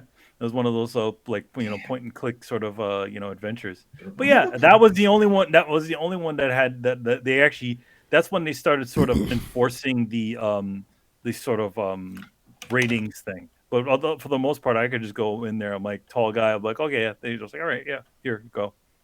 So, but yeah, none of the games that I've ever had played, my mom ever was like, oh my god, what is this? Yeah, because like you're right. Mortal Kombat was pretty fucking violent. That was before we were even teenagers. But like the really, really violent stuff started coming out when we were teenagers. They didn't give a fuck. They really didn't give a fuck at that point. No, I mean, I don't think, and to be honest, I don't think the most violent game that I've ever sort of played was Mortal Kombat. And I didn't actually, I owned it for Sega CD, and I sold that shit back because it was garbage. Yeah, that version was not good. No, that thing was garbage. So I actually never owned. It's funny. I actually never owned a version of Mortal Kombat because essentially everybody I knew owned a version of Mortal Kombat. You didn't need to. Yeah, like you had it. My brother had it. Fucking Adam had one. Had two. Like he had the one for PlayStation, or and the one for one of the other versions. So PlayStation. Yeah, the PlayStation 3. It was Mortal Kombat 3 was on PlayStation. Oh, 3. That's right. Yeah. I got you. No, excuse me, PlayStation 1. PlayStation 1. Yeah, the launch game, by the way. So yeah, I mean, none of my parents ever did it, and in fact, my dad would usually sometimes play along and stuff like that. So we were good. Yeah, it was never a problem. All right, did anybody in here have any problems with their parents and violent video games growing up? No, I played. Like you guys keep talking about Mortal Kombat. I played that shit when I was like 3 years old. Damn, son. Yeah. Gamer. It's interesting. I don't know. Maybe I don't know. Like maybe people were just tougher then. I don't know what it was, but it just never seemed like they definitely were. Let's just be honest. Well, I mean, we're a whole bunch of like, a lot of us are like at least me and Tony are like first generation Americans. So it's our parents are like, we just want you to assimilate to this culture. That's it. Yeah, is it? Yeah, it's like that's American. Do that, Yeah, like for me, Adam and Chris, I'm like, we're just like, all right, as long as you're not murdering somebody in real life, right? Pretty much. And that's one of the cool things. I guess I don't know how anybody else feels, but like I grew up listening to freaking NWA, like and all that stuff. Gangster rap. I used to listen to all that shit. My mom didn't give a fuck, Well, my mom didn't either, but she didn't understand it either. So it's like, no, my mom she's like, oh, that folky. That's what she said. So here's the interesting thing. So okay, I used to go to this thing called the Fresh Air Fund. If you ever heard of that, it's like a thing for like inner city kids to go live with a family in a state, another state, kind of like summer camp, stuff like that. In the suburbs. Yeah, in the suburbs or something like that. So I went there for a few years, and I remember one time it was one of the other kids, I guess cousins of the family I was staying with, they're like, "Oh my god, I got this new thing. It's called True Life Crew." So I'm listening to this. Oh shit, True Life Crew, son. And I'm like, they started playing it with all the parents. They put that coochie, baby. They started playing it, when the parents had left the thing, and I'm thinking to myself, this is not anything. What is this? This is silly. You know, like I'm thinking that in my head. I'm like, because I don't want to say, oh, this is. I'm like, I'm thinking to myself, I've seen this stuff I've heard this stuff all before, but I'm like, I'm sort of weirdly desensitized. But suburb people were all like, oh my god, this is the forbidden fruit. I'm like, really? Yeah. I'm thinking to myself, Like, man, Doodle Brown, man, that shit's not forbidden, on. you know? Come on, man. You know. Yeah. So crazy. By the way, GZ is asking me some interesting question. He goes, Tony, your mom never got mad at you for playing Duke Nukem. I never played Duke Nukem when I was a kid. Then he goes, what about Manhunt 2? I was a man already, dude. Manhunt and Post, I was a man already. Yeah, I got hairs on my shoulders. Manhunt, What? you know, he didn't say Manhunt. He said Manhunt 2. Bro, I was like, what, 25 or something? Oh like, my come Lord. on, man. Yeah, we're already old. Yeah, and for that Postal, one. that came out when I was like in my 20s. So, yeah. Yeah, I you mean, know. that was a PC game. I had that on PC, Postal. My PC? I remember you talking about it, and it's just Yeah. like, yeah. It was brutal. You're basically But I just never- shooting up shit, school buses and all kinds of Oh, yeah, fucking Manhunt shit. was awesome, yeah. No, Manhunt was Postal? great. I went from Postal. Yeah. Oh, yeah. I played some Postal. Postal was crazy, yeah. But I was a man already. I was already an adult. So, you know, that shit don't Yeah, matter. but I don't feel like we were. I don't ever, at least for a lot of us, I don't ever feel like we were like hiding something from mom and dad. Nah. Right? Oh, Who bought me it's those forbidden fucking games things. when I was a Who kid? bought Come the on, games? you know? Yeah, exactly. Yeah, who bought me those games? Oh, wow, I just realized that my mom was just the same as those parents who buy their kids Grand Theft Auto. Literally the same thing. Buy me Mortal Kombat, you know, You when what? I when think I'm that- 11, I think you that know. time has come and gone now because we're the parents now that have grown up in that generation. So we already know. Like that's the thing with my kid and all stuff.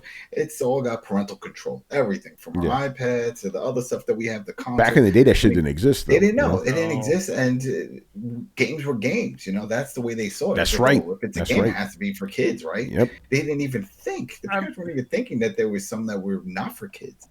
Yeah, like I mean, we're playing Bionic Commando, and you're freaking blowing up Adolf Hitler's head, and it's man. like violent and everything. There was no friggin' ratings in those days. I remember I was watching. I was a kid. I was watching HBO, and Heavy Metal came on. Oh, that's a great movie, And yeah. my mom walked in, and she's like, "What kind of cartoon are you watching? What is this?" I'm like, "It's. I don't know. It's on HBO." It blew her mind that they would make an animated movie like that for adults. But she was like, "Why are they making it for kids?" And then she talked to one of her friends. It was like, "I don't think that was for kids. I mean, it's done in that." If it's art on style." HBO, but I mean, if it's on HBO, wouldn't it mean it's not really for kids? I mean, That's a good point. They didn't really have a lot. I mean, the only kids programming they ever had on HBO was fucking Fraggle Rock. Yeah, You know? in her mind though, it was because it looked like a cartoon. It's a cartoon, yeah, so it's got to be for kids, yeah. Animated, it's got to be for kids, and that's the same thing with video games. Like, well, it's a video game, so it's games, it's kids. Why would they do it? That's right, yeah. That's the association. That's right, you know. All right, man, let's move on. Next question from Mr. Ikuno. Ikunu. Yeah, I got you, bro. I got you, bruh. All right, so Ikinu. All right, so his question is, what do you think the new AMD and Nvidia graphics cards will be like, and if it will change the price of lower end cards? Brian, I want you to lead us with this one, sir. Okay. Usually that does tend to be the case. Right now, I'm expecting more of the same. So chances are they'll move to some sort of like smaller chip sizes, because I think they're trying to aim for the 7 nanometers range at the moment, or they've reached there. Again, I've not checked in a while, so I'm not too sure. So I just assume that it'll be more of the same, more power for roughly the same price, or the same price but more cores in the better efficiency, lower TDP, that type of stuff. That is what I'm expecting. And given the AMD Ryzen 3100s, that's just blowing Intel out the water for the price points. It's like, yeah, that's a good idea. So basically, more power, less space. In terms of graphic cards, I've been hearing talk about the 3080 Ti and just how beastly that will be. People are saying that it's like 50% more powerful than the 2080 Ti, which is like, okay, how's that possible? And how are you going to price that? Because, dear Lord, that's going to be incredible. Some people are saying that it's rumored to be like 21 teraflops of power, and it's like Damn. Wow. that's more than next gen consoles taped together. Like you can tape together like a PS5, Xbox Series X, and maybe like a PS3, and that's the power that you have. It's like that's not right. That's illegal. You can't do that. So yeah, uh, if that's true, it's going to be expensive because what the 2080 Ti is rated like $1,000, so this will be like maybe 1,000 plus easily. So Oh yeah. that's what I'm expecting. I'm guessing it's going to be good for ray tracing because ray tracing was a big thing, and it was okay, but just wasn't all that well. So maybe this will. This is like the stage two when it's like, hey, we introduced this thing in stage one, but stage two we have refined it, so it's better. So that's what I'm hoping. And obviously, I hope that the other parts get reduced in price. Because again, bit mining has gone down, so it's not as prevalent, which means that demand for graphic cards is lower now. So hopefully that will even things out. Over to you, Carlos. I don't know, man. I'm just surprised that because my nephew called me the other day and he's like, "Hey, because it's gonna be his birthday pretty soon and he wants to get a PC." And I'm like, "Oh, don't don't get a pre like because he doesn't know anything about building PCs." I'm like, "Yeah, let's build the PC because it's better. It's cheaper to just build it and then get a pre-built one."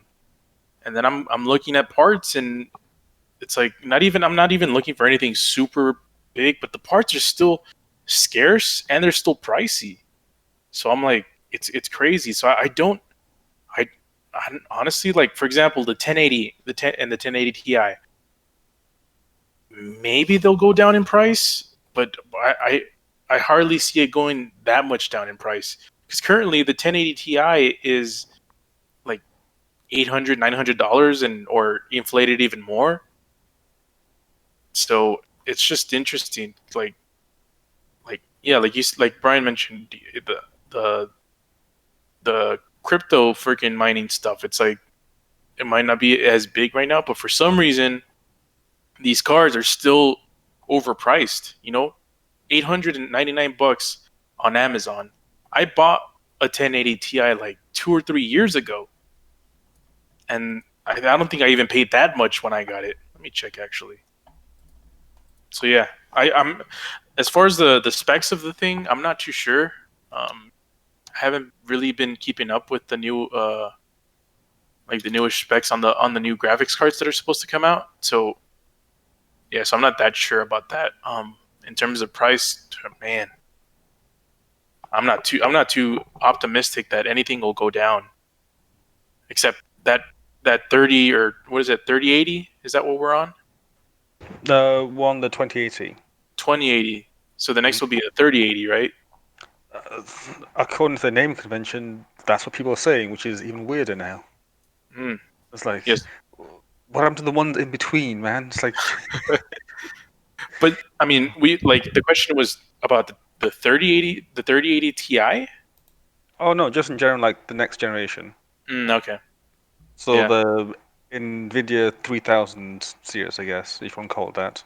yeah. I don't know.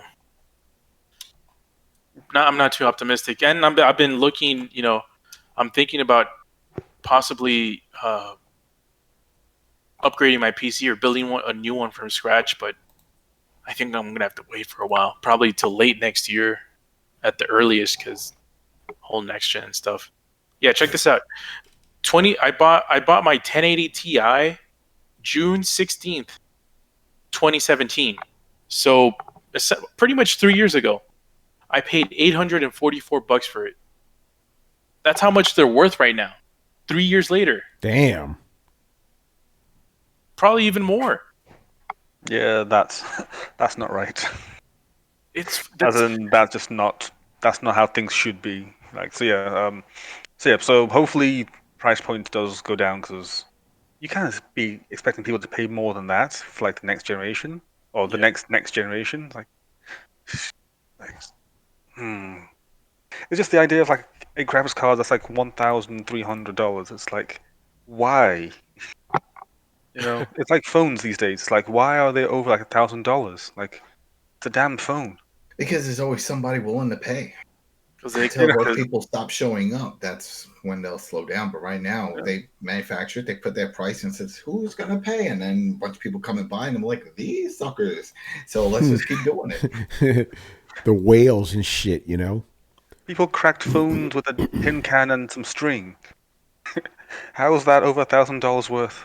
I know it's more, but it's just the idea of like phones for $1,000 plus. It's like you can buy laptops for that price. Like you can buy MacBooks cheaper than that. Oh yeah, but as you know, for the kids today, that's it. They do everything on their phone. That is for their computing needs.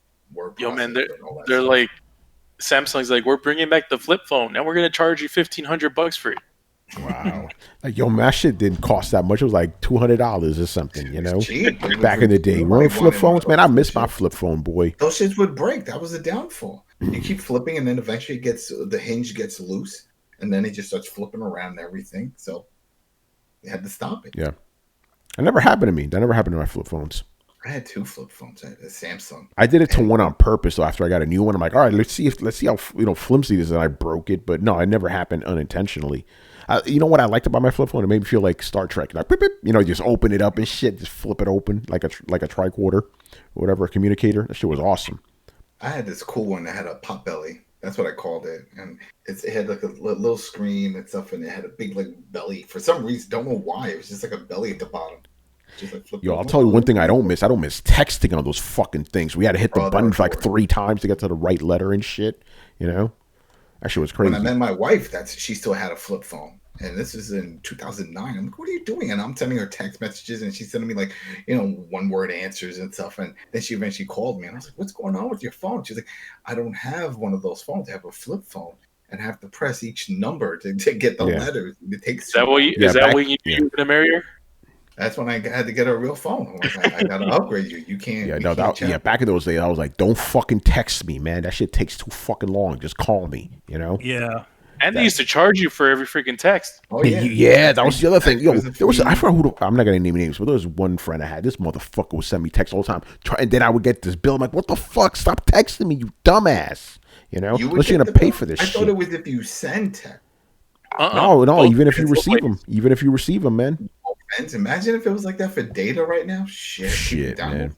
Why do you think unlimited is such a big deal? Because back then it wasn't unlimited, you know? Oh yeah. Definitely. Wait, you get charged if you receive text messages? Yeah. But I'm saying, Yes. I don't Yes. remember Yes. that. Yes. Hearing that. How? What the fuck? I never knew about that. Like, Yeah. I've never heard of that here in the UK. So hence, I'm just complete shock right now. Promised land.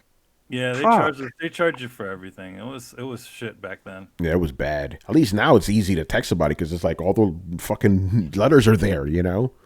And All right, also, yeah. yeah, like the original, also with the older cell phones, is eventually when texting just became unlimited, but you still had a certain amount of time you could talk on the phone. Yeah, that's right.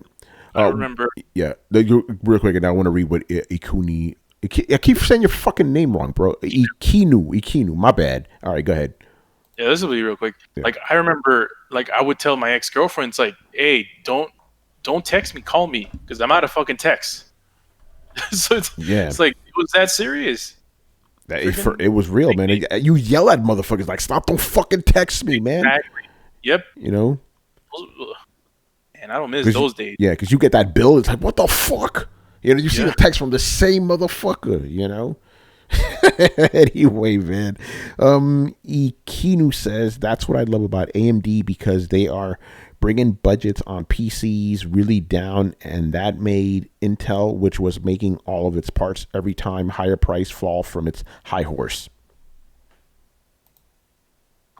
Yeah. Oh, yeah. I mean, AMD. Yeah. AMD's always been. Oh, good. No, finish it. I'm sure that we were about to say the exact same thing anyway. Then you say because you sound more elegant. Oh, God damn it. Yes, this is why I like AMD, because again, for example, the new chipsets, the 3100 and all sorts, like they are competing with like main stage Intel chips from like 4 or 5 years ago, which are like 4, 5, 6 times the price. And it's like, that's incredible, which puts Intel on the back foot, and it's like, hey, your competition is doing chips that are as powerful for like fractions of the price, like quarter of the price. How do you respond to that, and what do you do to stop them? So that does force Intel to do that. In terms of the graphics cards, I've not been following the new AMD cards, so I don't know how good they are. So I can't say. Yeah, that's And yeah, that I haven't like I used to be in mostly AMD person, then I switched to Nvidia, and then I've just stayed with Nvidia because I'm a huge fan of their interface, their desktop client to upgrade the drivers Yeah, than that shit AMD. is dope. Yeah. Yeah, so I that's why I stayed. So I haven't really been keeping up with AMD, but they're definitely a necessary competition for Nvidia, man. Because if Nvidia's given their way, they would just go fucking crazy. Yeah. All right, man. Let's move on. We still got more questions for tonight. So the next questions are from Mr. Ronan, my man. All right. Yo, So, yo. so his first question is, which Final Fantasy announcement do you think comes first?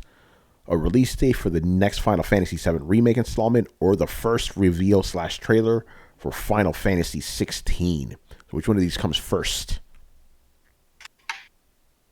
Is it just me or is this one pretty easy? I think it's easy. I think we're gonna get Final Fantasy VII Remake 2 first. That's not what I was gonna say. Oh, really? Excuse me? I think it's gonna be Final Fantasy 16. Really? You think that's Really? gonna come? Yeah, because here's the thing, Final Fantasy VII is anticipated, so they're not gonna take more than 5 years to release this game, and like that's what I think. I know it might sound difficult coming from Square Enix, but those mainline streamline installments of the Final Fantasy franchise, like 15, aka versus 13, and all those other ones, those do take a long time after they get announced. So I'm assuming that Final Fantasy 16 gets announced, but that shit won't come out till 10 years later. Oh, okay. I think we're looking at the question the wrong way, or different ways, right? Oh, Okay, so which? Okay, I'm gonna ask it. Let's keep it simple. Which one gets announced first? Yes, I agree. Final Fantasy 16 will get announced before Final Fantasy 7 Remake 2. Which one comes out first? It'll be Final Fantasy 7 2, or Final Fantasy 7 2. It's basically, so yeah, that's my answer. So it's both of them actually, but it depends. Like announcement, Final Fantasies. Actually, let me look at the actual question. No, this announcement. He goes announcement. Okay, yeah, Final Fantasy 16. That's gonna get announced first. I agree. Yep, I agree. What about the rest of you guys? I agree. Final Fantasy 16 is coming first. Yeah, announce first, because again, they can announce it, and then we'll see it for PlayStation 6. I think Final Fantasy 7 is break glass if needed. That's what that 7 is. Shit. That's what they even said that shit too. Yeah, right? They actually did. They actually did. So the next installment will be like, oh, we ain't got nothing. Crank it out.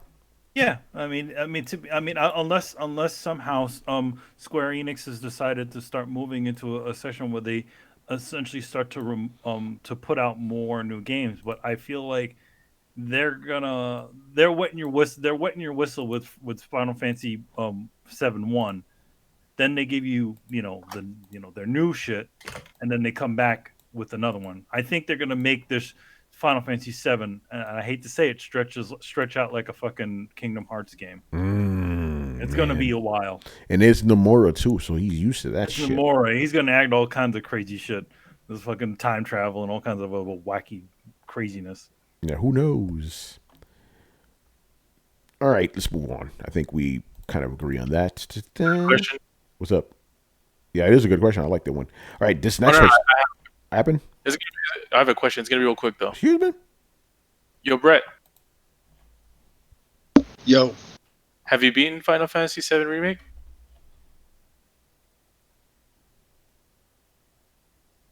I'm going to take that as a no. I said no. I already said no, not yet. Did I cut out? Yeah, you did. Yeah, no. Trust me, if Brett beat it, we would know about it. Trust Yeah, me on I that. just I've been waiting just to get Brett's thoughts for a while now. No, So no. it's like, Brett will let us know. We won't even have to ask him when he gets to that ending. You know. Oh Yeah, man. I'm in no particular rush. okay. Yeah, but just like Square Enix was in a rush to get that game out. All right, man. Let's move on. I really like this question. If past consoles had limited editions like what's offered today, what SNES or Genesis game would you request to be incorporated into a limited edition design, logo, character colors, all that shit? So let's go nuts with this one. And Manny, I'm looking at you first, man. What was that? So if you could have an old console have a limited edition bundle like we do nowadays, what would you like to see?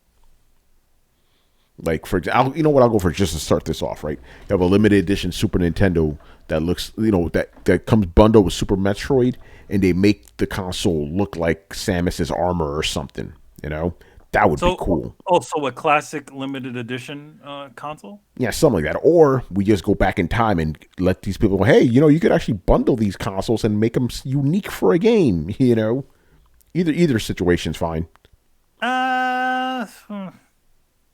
I don't know. I mean, like, as cool as I think the limited edition consoles are, I also don't like the fact that you can't get them so easily, and because there are obviously limited edition ones.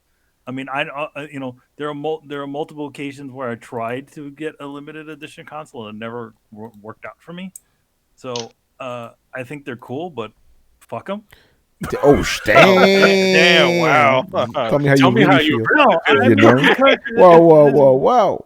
Well, because again, it's like, okay, I want to get this thing, and then I gotta go jump through fucking hoops to get this stupid fucking console. Fuck you! I'm getting the other one. It's a family show. Damn. All right, Adam. Yeah. All right, fair enough. All right, Adam. What about you, man? What? Damn it, Adam. I just jumped in. That's what I'm that guy at the party. I'm like, yo, all right, you know what Tina said? All right, Chris, you go ahead, man. I was thinking like do a blood red Super Nintendo with Castlevania. Ooh, Super Castlevania 4.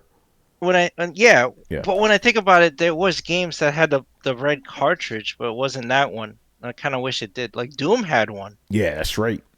And what did RoboCop versus Terminator have a special one? I know that was a rare game, but it had a special cartridge, and so the Killer Instinct had the black one. Yeah, but I would do a blood red SNES with Castlevania. That'd be crazy. A little bit of a off thing, but remember EA cartridges on Genesis? Like they looked weird and shit. They were like bigger and taller, and they had that yellow thing. Yeah. That was crazy.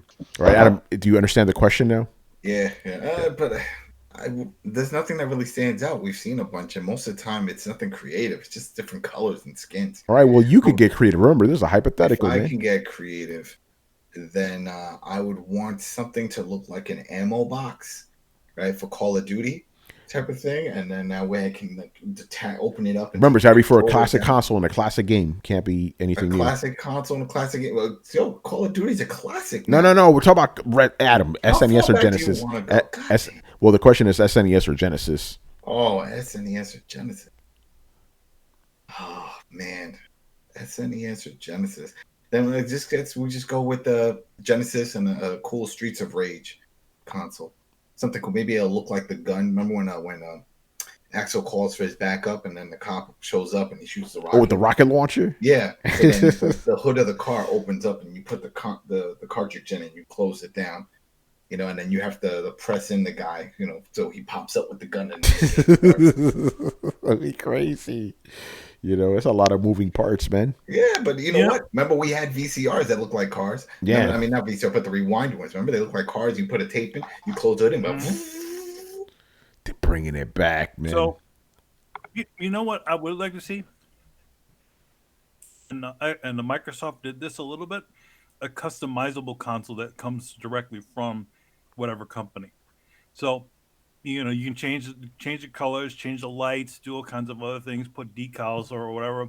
Like kind of like the different sort of decals that you have on the surface of them, as opposed to just like, I would much rather have that sort of idea, an official Sony or Xbox customizable console in Or any color that yeah. you want. It was the Slim, the Xbox Slim that let you customize the sound. That was cool. Or Instead of like you, or remember of the Xbox 360, you could remove the front the front panel plates, off yeah, of the the face off plates. of the Yeah, face yeah, plate yeah, yeah. off of it, and then they sold like really cool like face plates that you could put on there. Yeah. And it was third parties that started making them too. Oh shit, Barry Burton just fucked me up right now. How about make a Genesis with a SNES case and the other way around? Whoa, dude, that'd be nuts. Could you imagine? That'll blow your mind. Like, what the hell's going on here? The colors are wrong. I want them to take that new repro console that they make, what was it called, the not the Genesis Mini, what is it called, that one company that essentially reverse engineered Genesis and Oh yeah, shit. I reviewed the damn thing too. I know what you're talking about though. that thing. Yeah. Now that thing, if you could take that thing and put it in an original shell, I haven't seen anybody do that yet. No, you're right. Damn, the name. Like, I literally reviewed the SNES version of this shit.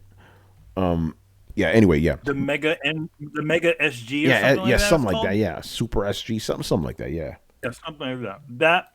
Take that thing with that chip or whatever, and stick that inside of an original Genesis or Super Analog. Nintendo. It was Analog that did them. Yeah. Mhm. The Mega SG. That's the Sega Genesis one. Yeah. And then a Super NT. Yeah, there you go. But now, how cool would that be? Essentially, you just stick stick the HDMI cables into essentially what looks like a Genesis or a Super Nintendo. Damn, this shit's $189. What, the Mega SG? Yeah, that's not 180. That's not bad. That's not bad. It's not bad at all. Oh, they're also offering the AP2 control, but I bought that shit already, or I got it to review, I should say. All right, Brett, what would you like to see? Like, if you could go back in time and have a special edition of a retro console with a game bundle.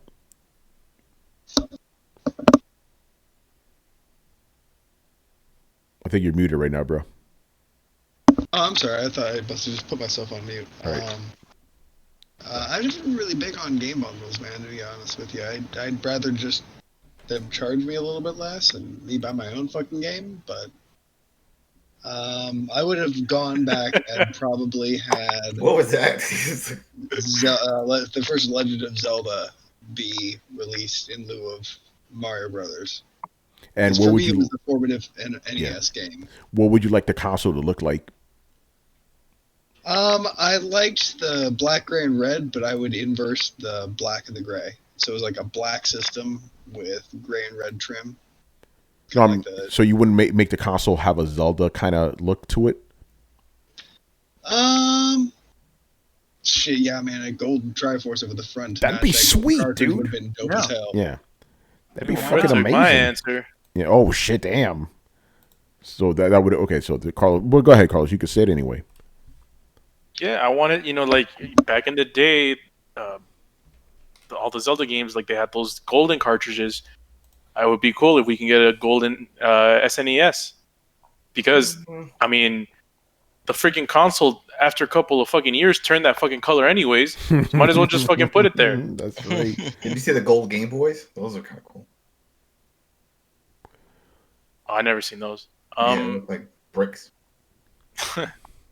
And for the Genesis, I would want a blue Genesis that resembled Sonic. Oh, that'd be crazy. That'd be pretty cool. Because I think correct me if I'm wrong, but I think we only got the black ones, right? Yeah, we only had black Genesis. Yeah, so it'd be pretty interesting to see like a blue like console and see like how that would look. That'd be pretty cool. Yeah, Sonic Blue, that'd be dope. Yeah. Yeah. Brian, for the hell of it, what would you say? Because you never pegged me as a retro console guy. Unfortunately not, and Carlos stole my answer. So. Damn. Nice one, Carlos. I do what I can. Oh, the Sonic one, right, Brian? Oh no, the gold one. Okay, so that's you. Zelda. Yeah. So Brett stole it from Carlos, and Carlos stole it from you. So they all stole it from you effectively. That's how it happened. You know. Oh man. All right, moving on to the next question. Next questions, excuse me, from Mr. Pac Dan.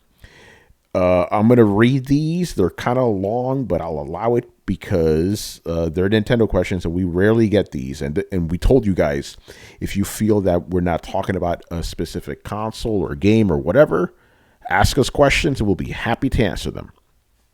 That's how it goes. All right. So his first question is, what can Nintendo do to improve their online service and firmware updates? And he gives us some examples. For online, he wants to see friend text messaging, better voice chat methods, better netcode for some Nintendo games like Smash Brothers. For firmware updates, he wants system themes, wallpapers, music, etc. Folders, improved Nintendo eShop, such as a rating system to help filter out shellerware from the indie gems.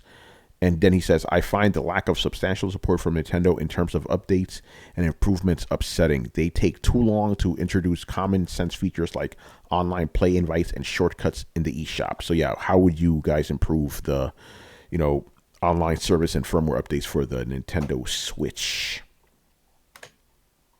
Well, I agree. Add themes and just folders. Just make it like the way they had it on the 3DS. I don't understand the issue. And they said, "Oh, it's a memory thing." Well, you should have thought ahead. Shit. I would love to see them do themes and stuff like that for that thing. I mean, I feel like every console needs those sorts of things, like being able to put up some wallpaper or some sort of cool theme, something. Make it look pretty. Damn. I wouldn't put just an isolated rating system in the Nintendo eShop because only really most of the time it's only fans of the game that's gonna rate it like 5 stars all the time and a couple people who hate it. So everything is gonna start averaging out at like 4.5 stars or 90% or whatever. So what they should do is get the metadata from places like Metacritic and put that in the game page, so you could see the scores, right? And then click through to maybe get the top reviews or something. I think that would be good. They definitely need voice chat, and they don't have like a universal voice chat. The net code isn't really part of the online service. It's more of a problem with the individual games, because you could have Mario Kart that has pretty is solid, right, online, and then you have Smash Brothers is terrible, right? But that's always been the case. Like Smash Bros is terrible netcode, and they need to that needs to be fixed at the development level. So that's not really an online feature. Also, they should not play this like patty cake bullshit with the classic games that they offer through online. If you're gonna offer people an incentive to pay for your service and whatever, and you're not really offering anything but a wall between online features for certain games, then it's not worth paying for. If you're gonna sweeten the deal with classic games, then just fucking go all in and offer the damn libraries for the classic systems right off the bat. Don't be like, oh, we released Rygar this month. Who gives a shit? Make them all available. Yeah, Pac Dan, he's in the chat right now. He goes, we are still stuck with black and white themes. Rating system has to be improved from the 3DS and Wii U. You have trolls messing with the rating system for games they don't like. 100% Mario Kart is great online. Well, like I said, Smash Brothers needs, but that's an issue with the game itself. That netcode would need to be overhauled, by the developers. So that's not an online thing. But I think like, what's the main thing that Nintendo offers for with Nintendo Online? What is the main thing? Right? It's got to be. It's not even really online. Well, sort of. It's the games. But it's a wall, right? You have to pay for this service in order to be able to play online with people. It's a gate. It's not offering anything, and then the only thing they have to offer on top of that, because you could still use the eShop without paying for Switch Online. You shop; they're not going to stop you. What they need to do is have um, the classic games all available. Like they need to offer you things and do like games with gold or whatever. Where's that shit for Nintendo? They never do shit like that. They kind of do it with all the retro games, don't they? No, that's bullshit because they pull them. That's not, if you don't get those games, like, or even if you do, like, I don't think they're available all the time, right? Can you add them to your library and have them forever? I don't know. Forever's a I long time. No, I mean not forever. You know what I mean? Like you go You mean you have like PlayStation Plus? Yes, you, as soon as you get it in your library, you can access that game. For past the month it expires, you can access it whenever you want. Just go in your library and re-download it. That's what I mean. Like they don't have a system like that. Also those, even though you you pay, like, I mean, it's a low amount. They don't offer that much. Like it's really just paying for a gateway to be removed so you can play online. I think that sucks. I think they should offer a lot more if you're gonna play, and at least if you're gonna gate something, gate some decent voice chat. Yeah. Brett, what's your take on this since you play Switch so much too?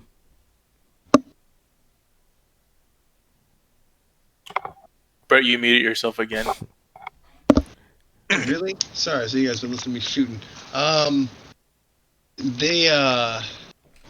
They need to get voice chat down first and foremost. I mean, their shop isn't that bad. It's actually pretty easy to shop. Surprise, surprise. But they need to overhaul their friend system. They need to overhaul voice chat system and at least get on par with PlayStation or Xbox on this most basic of levels.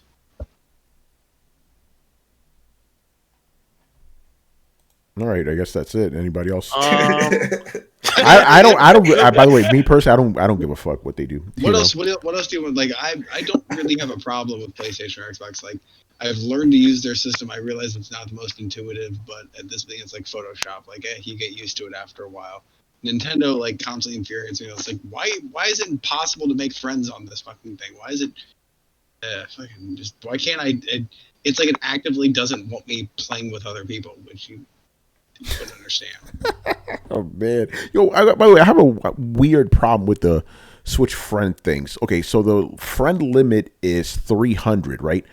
I'm up to 280, and it's already telling me that my shit is filled up. I'm like, what the fuck, So I have all these pending requests that I can't accept unless I get rid of somebody. It's weird.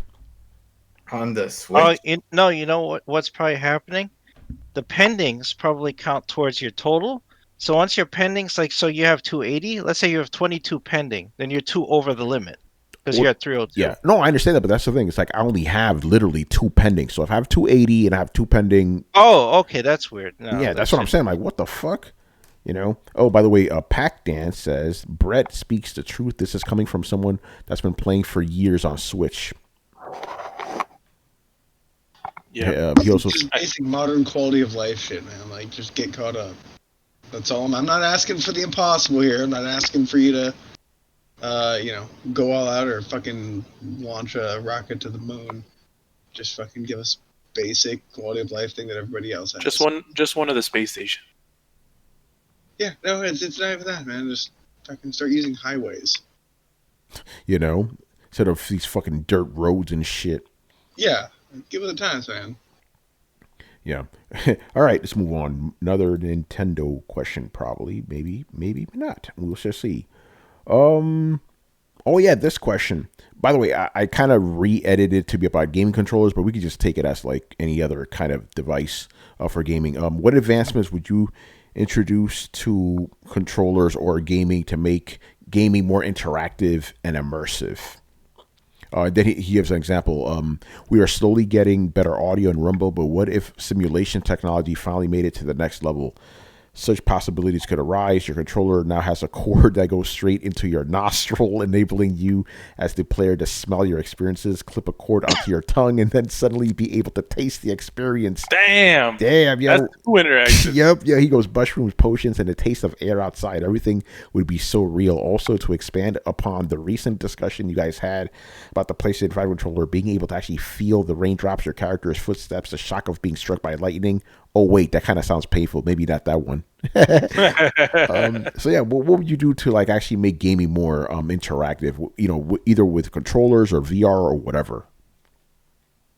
That bodysuit I talked about. Oh yeah, That's how I do it. A full bodysuit. Feel the burn. We go getting fucked up.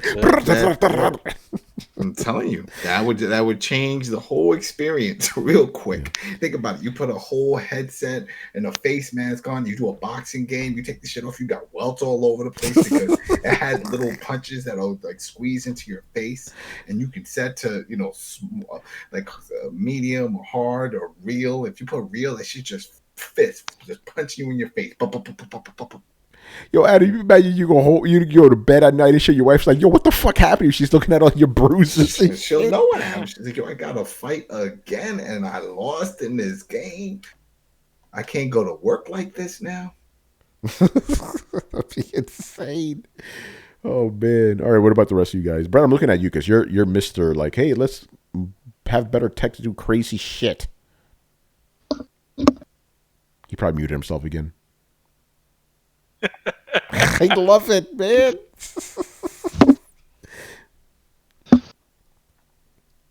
He's gonna get it. He's gonna get it eventually. Here. There you are. Okay, I'm sorry. I was having some trouble with my mic. Yeah.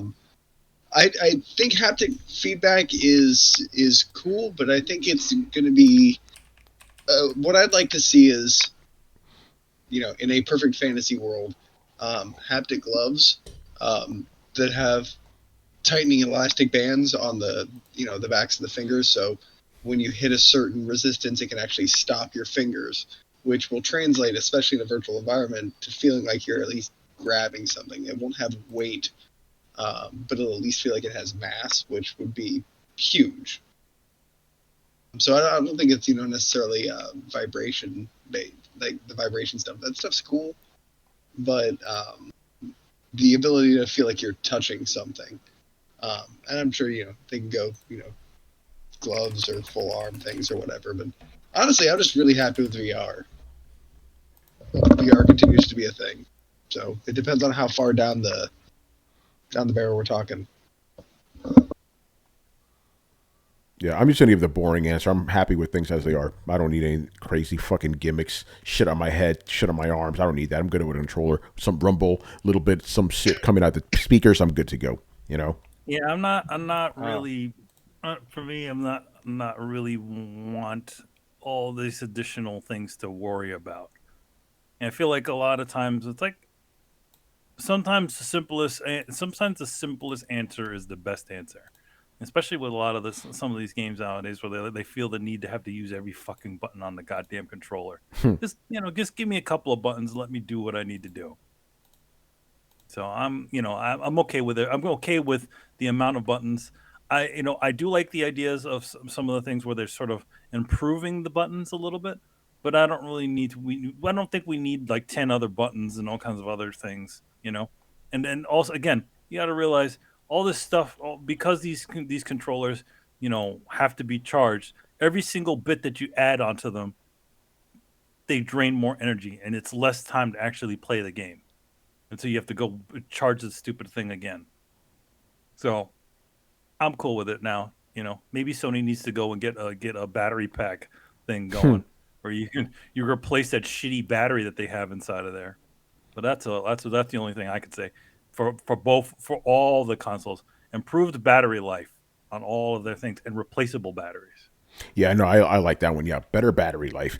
As a matter of fact, the Switch Pro controller, fantastic battery life. It has 40 hours. Like that. You only spend like 2-3 hours playing this shit. You don't really. No, I've been playing that shit like crazy lately, man. I've been playing Dragon Quest 11, man. You know, So you Here's the dusted thing. it off. I remember that. Yeah, man. I dusted it off. I've been playing Switch, man. I'm docked, of course. You know how I am, man. Um, I don't do that fucking undocked shit. I got to play with a pro controller with my TV. You know. Battery, yeah, the battery life is like 40, 50 hours. Like, I forget when I charge this shit, you know? Meanwhile, PlayStation, when I play it, I got to charge it at the end of the day, you know? Actually, because I always have controls on rotation. So it's like one control lasts me one day, then I got to just circle it around and shit, you know? Xbox lasts even less than that, you know? Because I just have the charger. I don't have the fucking battery and shit. Because who the fuck's going to buy AA batteries these days? That's crazy. You know, for a controller, fuck out of here. It's retarded. I got a Double bunch A of them. and triple A. With get the rechargeable ones. No, that's what I have, but that should last even less than the PlayStation one, believe it or not. And I bought the official Xbox charger too, which is funny. What the fuck was the question? Oh yeah, innovations for tech. What you guys just feel free to jump in. And I don't need anything. I'm with you. Yeah, Like, fuck I that. just need a simple controller. I don't need haptic shit. I don't need any more buttons. Please don't put any more fucking buttons on the controller. I'm good. You know, like yeah, it's pressure sensitive shit, but that's it. What about Like- those buttons on the back of the damn thing? Oh, you know, No. those are acceptable for me at least. You know, I'll accept. I don't flippers, even yeah. need that. Yeah. I don't even Yeah. need that. But I'm Chris? good. Yeah. You, like you think that you won't need it, and then you play a game that has it, and it's like, why aren't they there from day one? Like, it's one of Alright. the things that you don't really understand until you actually get it, and it's like it's a weird sensation. Like, Brett, you know, right? Like the flappy things at the back of the Yeah, the back paddles. Back paddles. I'm an Yeah, advocate. no, they really feel like they just should be there. Yeah, no, I agree. It's like second Yeah, nature. It's like it should be there. It makes sense that's there. Like, what the hell? yeah, because you got Alright, fingers back there anyway. You know.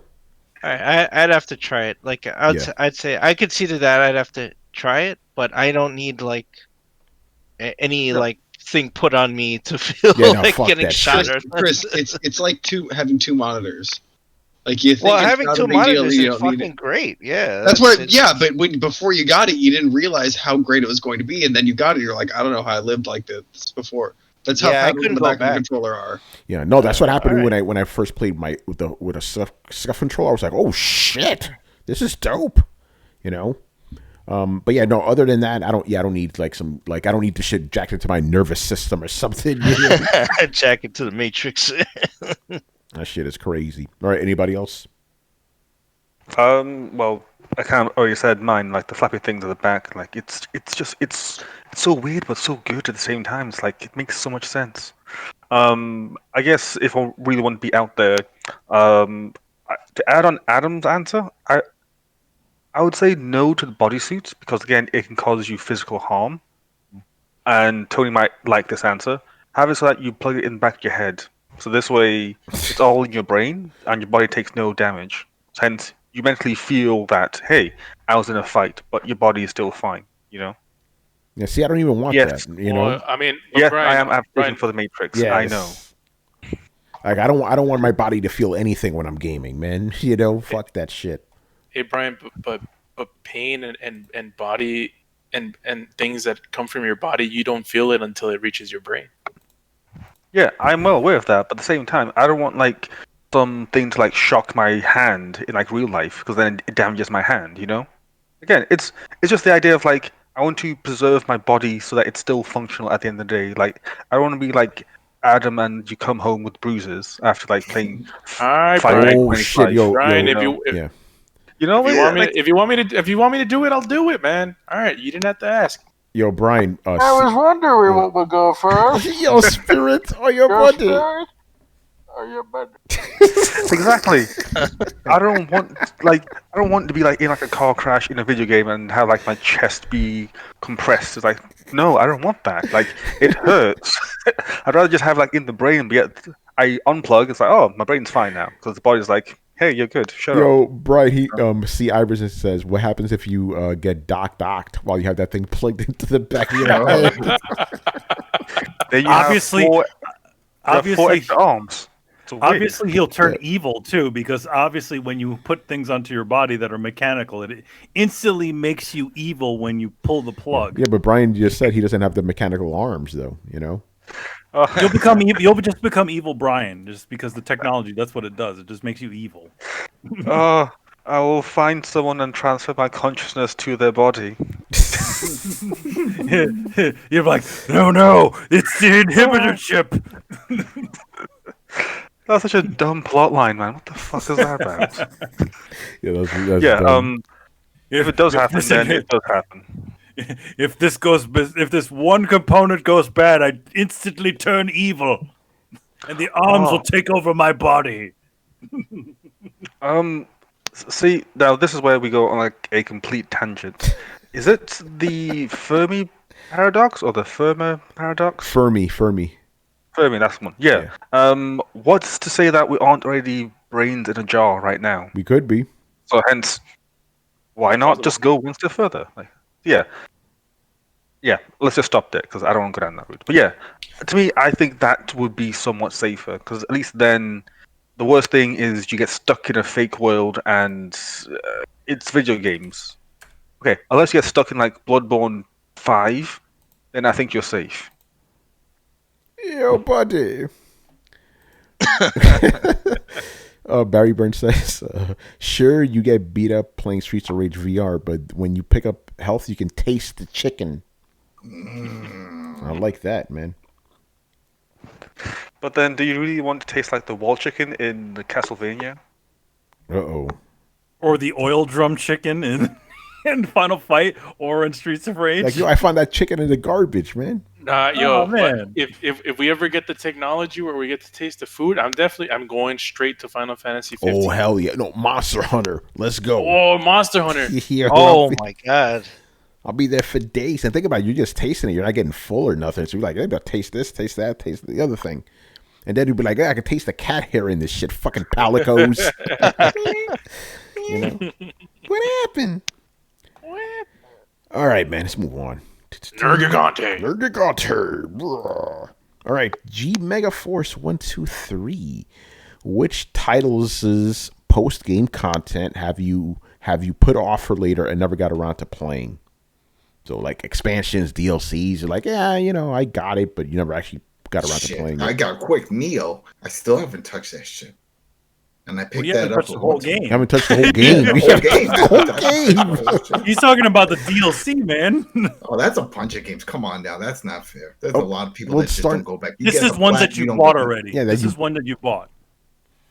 Yeah, you started the expansion, but never, and then put it down. Oh, that's easy. That's Fallout 4. I got all the expansions because I did that deal where if you bought it within the first week, you saved like $5 or some shit. Yeah. To get the season pass, and I think I only played like 3-4 hours into it, and that was it. So meaning the game Fallout 4, I didn't even get anywhere close to using all that shit. All right, what about the rest of you guys? The Last of Us 1. I never actually. I bought the DLC for the Ellie DLC, and I fully meant to play it, but then some son of a bitches essentially ruined the whole goddamn thing for me. I apologize, but you know what? You really should have just fucking played the DLC because it was good. Oh no, I mean it was around when the damn thing came out, and I was just like, all right, I guess I don't need to play this now since it's already been told to me. It's still an experience. It's still fun. And also I was not. I wasn't big on going back and playing Last of Us already. And then it's like somebody already spoiled the damn thing. So I'm like, don't need to. So yeah, I never actually played it, but I do have it. For me, there is actually a bunch of games, but the main two I'm going to name now is Assassin's Creed Origins and Assassin's Creed Odyssey. I bought the DLCs for all of them, never touched them. And there's a bunch of other games like that. I'm like, hey, yeah, because basically you buy a game and you're like, yeah, I'll buy the season pass version or whatever the fuck it's called. Never get around to them. Just how it is. That's just the way it is. Yep. Brian, what about you, man? For me, it's technically The Last of Us, because I got The Last of Us on PS4, which came with everything. Just never played Left Behind parts. So that's about it. Apart from that, I generally do touch DLCs that I buy. I guess another technicality would be Just Cause. So I bought like the super pack I bought the super DLC pack for Just Cause 3, and like one of them I've not touched yet, purely because I'm just waiting to get around to it. But apart from that, I just tend to just go through them because if I like a game, I'll buy the DLC and I'll go through it at some point. All right, Chris. I got the DLC for Horizon Zero Dawn, the Frozen Frozen Frozen Wilds. Wilds. Yeah, Frozen I Wilds, didn't. yeah. I never got back to it. I have to go Crystal back to it. Lancer. Yeah, that was a good DLC, by the way. I did get to that one. So great minds think alike, Carlos. We got in, and so we just too much stuff happened. Man, that year was ridiculous, man. That was a good year, man. All right, Brett, what about you?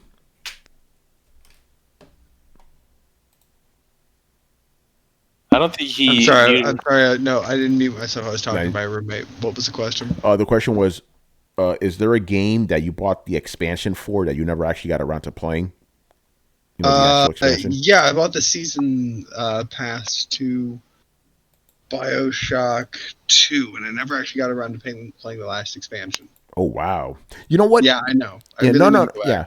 No, I'm glad you say that because BioShock Infinite, they had DLCs for that. I bought both of those, never played them. So that's my other answer. All right, let's move on here. Next question, also from G Megaforce. What are your favorite video game characters whose names are inspired by real life people? This is a very interesting question because I can't think of any at the moment. Yeah, shit. I wish By you real life people. Yeah, their names are Brett. I got nothing, man. Yeah, I don't. Does anybody have anything? I can't. I wish you would have given us some examples. I'm like, real life people. Is Nathan Drake a real life person? No, but it also says whose names are inspired by real people.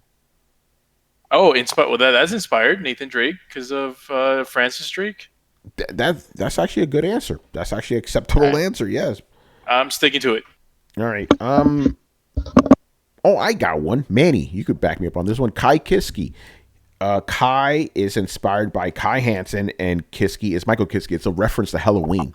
The whole game is metal. You know, it has a bunch of references like that. You know, a lot of the characters in Guilty Gear are all sort of plays on metal bands or names of metal singers. So yeah, Kai Kiske. There's also a character named Testament. Yes. There is, a few other ones that have sort of heavy metal names. Yeah, but yeah, Kai Kiske is basically a combination of Kai Hansen and Michael Kiske, who were in Halloween. The lead singers of Halloween, yeah. Yeah, guitarist and lead singer, yeah. Guitarist and lead singer, yeah. All right, anybody else read Real World? I know there's probably hundreds of fucking examples up there, you know? Yeah, or maybe not, you know? I guess I'll go with M Bison. And by M Bison, I mean actual M Bison. Mike Bison. That's right. Yes. Purely because it's I like his moveset, you know. That's it. I just like his moveset. I think it's pretty cool. Yeah, for you guys who don't know, who may not know, the Japanese version of Street Fighter 2, M Bison is Balrog. You know, they switched the names around. Originally, like the M Bison that we know, that's Vega. Sagat's the same. Balrog is Vega, and M Bison is Balrog, and the boxer guy M Bison, Mike Bison. I think you kind of could guess what it was a play on. But the reason they changed all that is because at the time, Mike Tyson, like he was accused of like beating his wife and shit. So Capcom was like, we don't know about that. No, or was it Nintendo, Manny? No, that was Mike Tyson's Punch Out. Why they sort of let his licensing go on the Punch Out games. Yeah. But for Mike Bison, they just felt like it was too close. I mean, he already looked like Mike Tyson. Yeah. And then he was called Mike Bison. Gotcha. So they just kind of reworked all of their names around just so that it wasn't as obvious. Yeah. Pretty interesting stuff, man. Gaming history for you people. All right, moving on to the next question. From Eurocard9. Who dat? And Manny, I want you to answer this one because I'm pretty sure you've been keeping abreast of the situation. What are your thoughts on the canceled Hideo Kojima game? The canceled Hideo Kojima game? Yes, there was a report that came out on Friday too.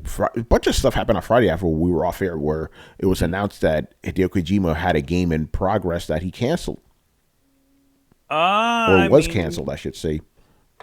Do you, Yeah, go ahead, Carlos. Fill us in, man.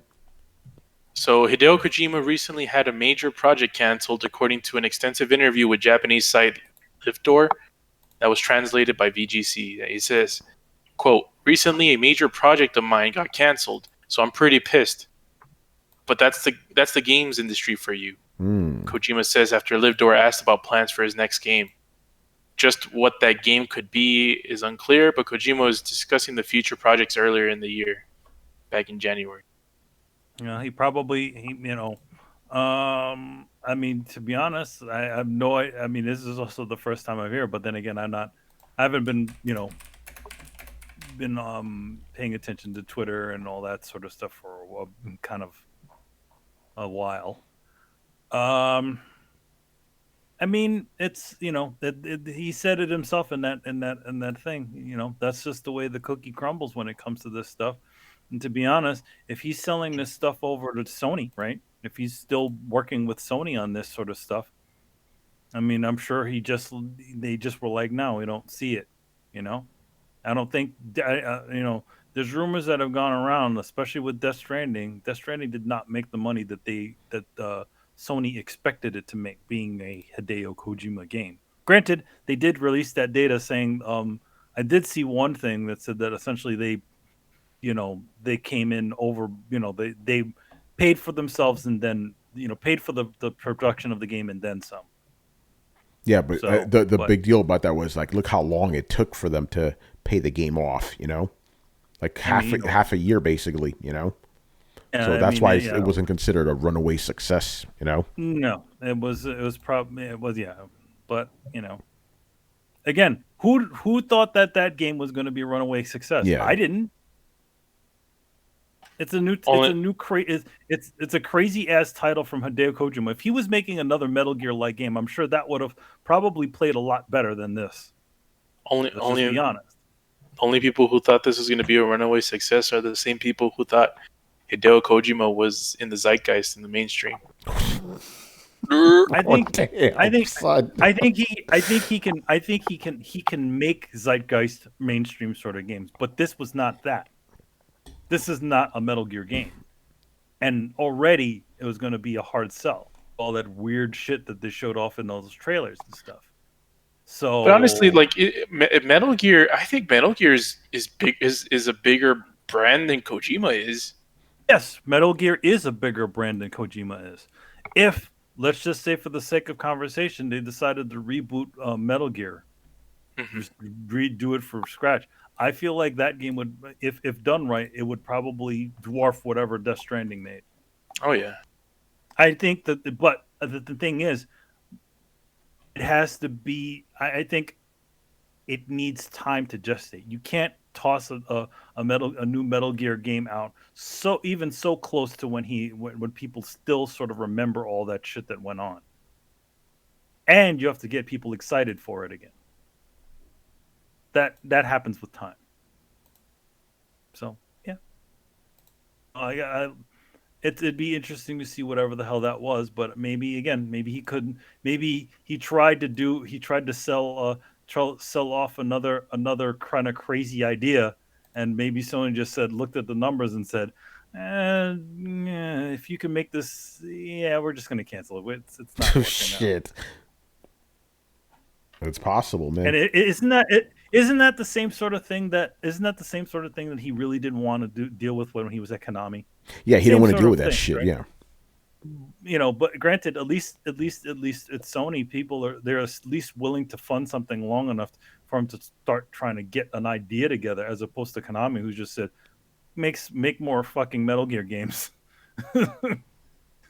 What's this Zone of Enders shit that you made? I mean, like Boktai, fuck that. Metal Gear, Good for them, but again, it was like there are rumors that he is a notorious overspender when it comes to making games. he does it. He goes a little overboard. Where in other words, it should be a smaller title, and he spent way too much money on it. Well, remember, But from what we heard, nothing substantiated, but that's what Mhm. happened with Metal Gear Solid 5. Apparently, he went over budget. Konami was not happy about that. yeah, that the only reason that maybe even the only reason why something like a Metal Gear Survive even exists is because they needed to, and why they started using it on the Pro Evolution Soccer games is because they needed to essentially offset the amount of money that he spent to make that stuff. Yeah, the engine. To create the Fox engine. I mean, to create the Fox engine alone, it took him 5 years, right? Yeah, pretty much. It took a long time to make that engine. Yeah, Metal Gear Solid Peace Walker was coming out, and he was just only starting to create that thing. So, yeah. Interesting Oh well, stuff. it's unfortunate that he didn't get a title, but that's again like he said, that's the way the game industry is. So, Yeah. All right, and the last question, because we need to put this shit to bed already, man. This rumor that comes up every fucking year, and it seems like we have to debunk it every year, right? So this question is from me, from Romudeth. Chris, can you explain to the listeners why it is highly unlikely that Microsoft would buy Sega? Oh, yeah, man. So, I mean I've heard that rumor too is floating about. But here's the problem that people don't discount when dealing with Japanese studios and Japanese companies. That comes with Japanese culture, right? And we've seen it with companies like I've explained this with Nintendo. It happens with Capcom, Konami, all of them. They're very insular. They look inward, so they don't like. They favor their stuff over outsider stuff. So where and I've told stories internally from Nintendo where I had this story about this guy at Nintendo of America, and he was hired actually at a very high rate to do market research for the Wii, and especially the user interface. So this guy collected all this data, all this interface data, usability statistics, all this stuff. He actually came up with a model to use. He goes to Japan, pitches this whole thing, and immediately gets rejected by Nintendo Japan. You know why? Because they already came up with the idea that it was going to work and look like you were using a television, with the Wii remote and the fact that it looks like a remote and the screen, you select stuff. Yeah. So he's like, what the hell did I do all this research for? They paid him tens of thousands of dollars, had him do all this market research and all this stuff. He came up with this huge report. And all they said was, well, thank you, but our engineers worked really hard on this, and we're going in this direction. So they didn't give a shit about his research. Why? Because he was an American guy. They didn't give a shit about what he did, even though they paid him a ton of money to do it, because they had more faith in their guys who looked at absolutely nothing and came up with this model all on their own. And he went out and did a complete usability, user statistics for what American gamers wanted to see in a new system. So that should tell you something why Microsoft buying Sega would be a horrible idea. Now, in the off chance that they would throw enough money at Sega to entice them for that acquisition, here's what would happen: Microsoft would gain no foothold in Japan. They have tried for years. They have made games specific to Japan. They have funded Blue Dragon and all this stuff. They have tried to appeal to Japanese market. Lost Odyssey, like they try to make inroads and it doesn't work. Why? Because they're not a Japanese company. So buying Sega would just look like now Sega's an American company. All they would do is drag Sega down to their level in Japan instead of being elevated Yeah. to being a culturally traditional company that's Japanese, right? it would probably hurt Sega more than it would hurt Microsoft. Oh, yeah, Right, for yeah, sure. For sure. yeah. So And here's the thing: I know somebody's going to say, "Well, Chris, Sega was an American company, in World War II." Yeah, sure it was. And for a long time, its CEO was American up until the early 1980s, and it was owned by like Gulf and Western till the 70s when Gulf and Western sold it to Bally's because they couldn't make arcade machines work. Basically, when arcade stuff started to decline, all of that stuff got bought out by Japan. So since the 80s, since the video game crash and onward, you can look at Sega as a wholly Japanese company, and they have been controlled by Sega Enterprise in Japan ever since that time. And they've made acquisitions, became Sega Sammy and all that stuff. So all that stuff in the past, all the service games, the guys who founded it, all that stuff, that's all in the past. Like it is a wholly Japanese company. You can look at the like stories in the console wars. You can look at stories of the Sega Dreamcast to understand how who calls the shots for all that. It ain't America, that was for sure. So in terms of Microsoft buying it, the only advantage Microsoft would get is the IPs, but that would only work in our markets and Europe, right? So Microsoft would own Sonic and Altered Beast and all that stuff. Those things would decline in value in Japan. They would be valuable to us, but it wouldn't give them a foothold in Japan. I mean, Microsoft could throw money and buy Capcom for that logic, and it wouldn't help them. That's how traditionalist they are. Yeah, and I think a lot of Americans don't seem to understand it because obviously in America we have a culture of like companies buying each other out, merging, all this other shit. Like, and that's all well and good here, but in Japan they do that as well. Like, obviously Sega merged with Sammy, right? But they are not going to do that with a foreign company. Let's just be honest. That's just the way Japanese are, you know? Think about it like this. And even sometimes they don't even get along with each other, right? Think about it like this, right? Everybody knows about what happened with Nintendo and Sony back in the day, right? Basically, Sony was going to make a CD add-on to the Super Nintendo. Nintendo fucked them over. Sony said, fuck that, we're going to do our own shit. The companies no longer have any of the people that used to work there during those days. They still don't like each other. They don't talk to each other till this day. You know, it's going to sound weird again to Americans. Japanese still adhere to the Bushido code, you know, samurai shit, you know, like that honor shit means a lot to them. So they're not going to just do that, you know, within their own people. You think they're going to do it with foreigners, you know, gaijin. They're going to do that. So, like, this is what's kind of frustrating about this rumor constantly popping up.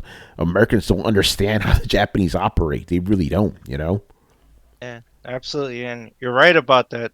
The Bushido thing. I asked. No, I think the first year I worked at Nintendo, E3 was coming around in 2008, and they said, "Oh, we're gonna order a bunch of televisions and all this stuff." And I'm me like an idiot. I spoke up and said, "Well, you know, the Bravias are pretty nice. Why don't you order some? Couldn't you guys order some big Bravias? Who makes a Bravia? Sony. Boy, they were like, the VP of my group pulled me aside and said, "We do not buy Sony products, like anything, nothing, like no computers, no nothing." Like it was like he put that. Don't ever make that suggestion. Yeah, I'm again. telling you, man. Dare you? Yo, they were like, you're like, Chris, you're gonna have to do a seppuku, man. Yeah. Like, how dare you? Like, dudes think joke. They take that Bushido shit for real, man. You know, or to Chris, even tell them about Microsoft. Oh well, the thing was, yeah, they did consider back when I was there that Microsoft was also a competitor because of Xbox. So there was less stuff because I mean Microsoft also had Windows, right? So all the PCs they couldn't run Linux on the PCs. You had to have compatibility, so they had to run Windows. But other than that, like when we had to do market research, I remember we got huge pushback because we had to buy a 360. I was like, we should do the market research. We need all the consoles. So our director at the time, he bought a PS3 for us so we could use it, so we could have it next to the other systems, right? And he bought a 360. I remember he got fucking yelled at. Wow. That shit. And just for buying a 360, you know? And that was such a crazy idea. So there was absolutely no Sony stuff allowed in Europe. You couldn't buy a Vio, you couldn't no Bravia TVs, no nothing. And with Microsoft, it was like nothing else they made was in there. It's just if you need it, they tried to push you towards Mac. So I had a Mac, like all the developers had Macs or whatever. But if you needed a PC, it was just they bought Dells and whatever, and they had to run Windows, obviously. So that was about it. Like Windows was allowed in there, and not much else. Yeah, so I'm pretty sure we have to explain all this again next year when it pops up once again. But yeah, people just need to understand the cultural differences, and that's why you're probably never going to see this merger happen, Obviously, that doesn't exclude any deals or whatever. That'll probably happen. Like, Sega may release an exclusive or whatever on Xbox. There is some rumors about there being a deal. I think that sort of situation makes a lot more. Oh yeah, of course, yeah. Than buying them. Yeah, but Sega's not going to allow. Sammy's not going to allow that, And that's that, man. So before we wrap up here, again, I want to remind you guys that on Thursday at 4 p.m. Eastern, we will be live streaming our reaction to the PlayStation 5 event. So be here over on Twitch for that. It should be a lot of fun. But again, it comes with the caveat that if the event goes down, because with all this shit that's happening in the country, shit might get canceled. I know there was supposed to be a Madden event today, Monday, so it was supposed to be today. They canceled it. EA canceled it because of what's going on. So hopefully it doesn't happen with the PlayStation event, but we shall see. But if things go as planned, Thursday, 4 p.m. Eastern, then of course that night, 10:30 p.m. Eastern, we'll be here with another episode of Throwdown, episode 287, man. So look out for that. And that's it for another extended episode of Throwdown Your Questions. We like to give you these extra long episodes while you're stuck at home, or, maybe not stuck at home for some people out there, but we're not going to get into that. Anyway, thank you for watching and listening. Leave us your questions in the Throwdown Discord server, and we'll answer them on next week's show. Subscribe to Throwdown on SoundCloud, iTunes, and YouTube. Follow us on Twitch, Twitter, and Facebook at Throwdown Show. Links are located in the description below. Once again, I was yours, Tony Polanco, and tonight I was joined by Emilio Lopez. See you later, guys. Chris Seeley. Hey, take care, everyone. Carlos Romero. Peace out. Adam Vale. Later, suckers. Make sure to watch Lucha Underground and, with that man-on-man action. Brett Murdoch. Real people. Yeah. And Brian Manjoma. Okay, Last of Us 2 does turn really amazing, especially when Joel turns to Ellie and then starts telling her what Obi-Wan really said about her father. Wait, Joe turns into Ellie? Joel turns. It's like some backwards Benjamin Button time warp thing? Joel turns to Ellie, and then he tells her that Obi-Wan lied about her dad. All right, Brett. Joel faced Ellie. There you go. Joel looks at Ellie and tells her that Obi-Wan lied about her dad. Yeah, man. It's fucked up, man. All right, people. Thursday, 4 p.m. Eastern, then Thursday at 10:30 p.m. Eastern, man. Later. See you guys. Later.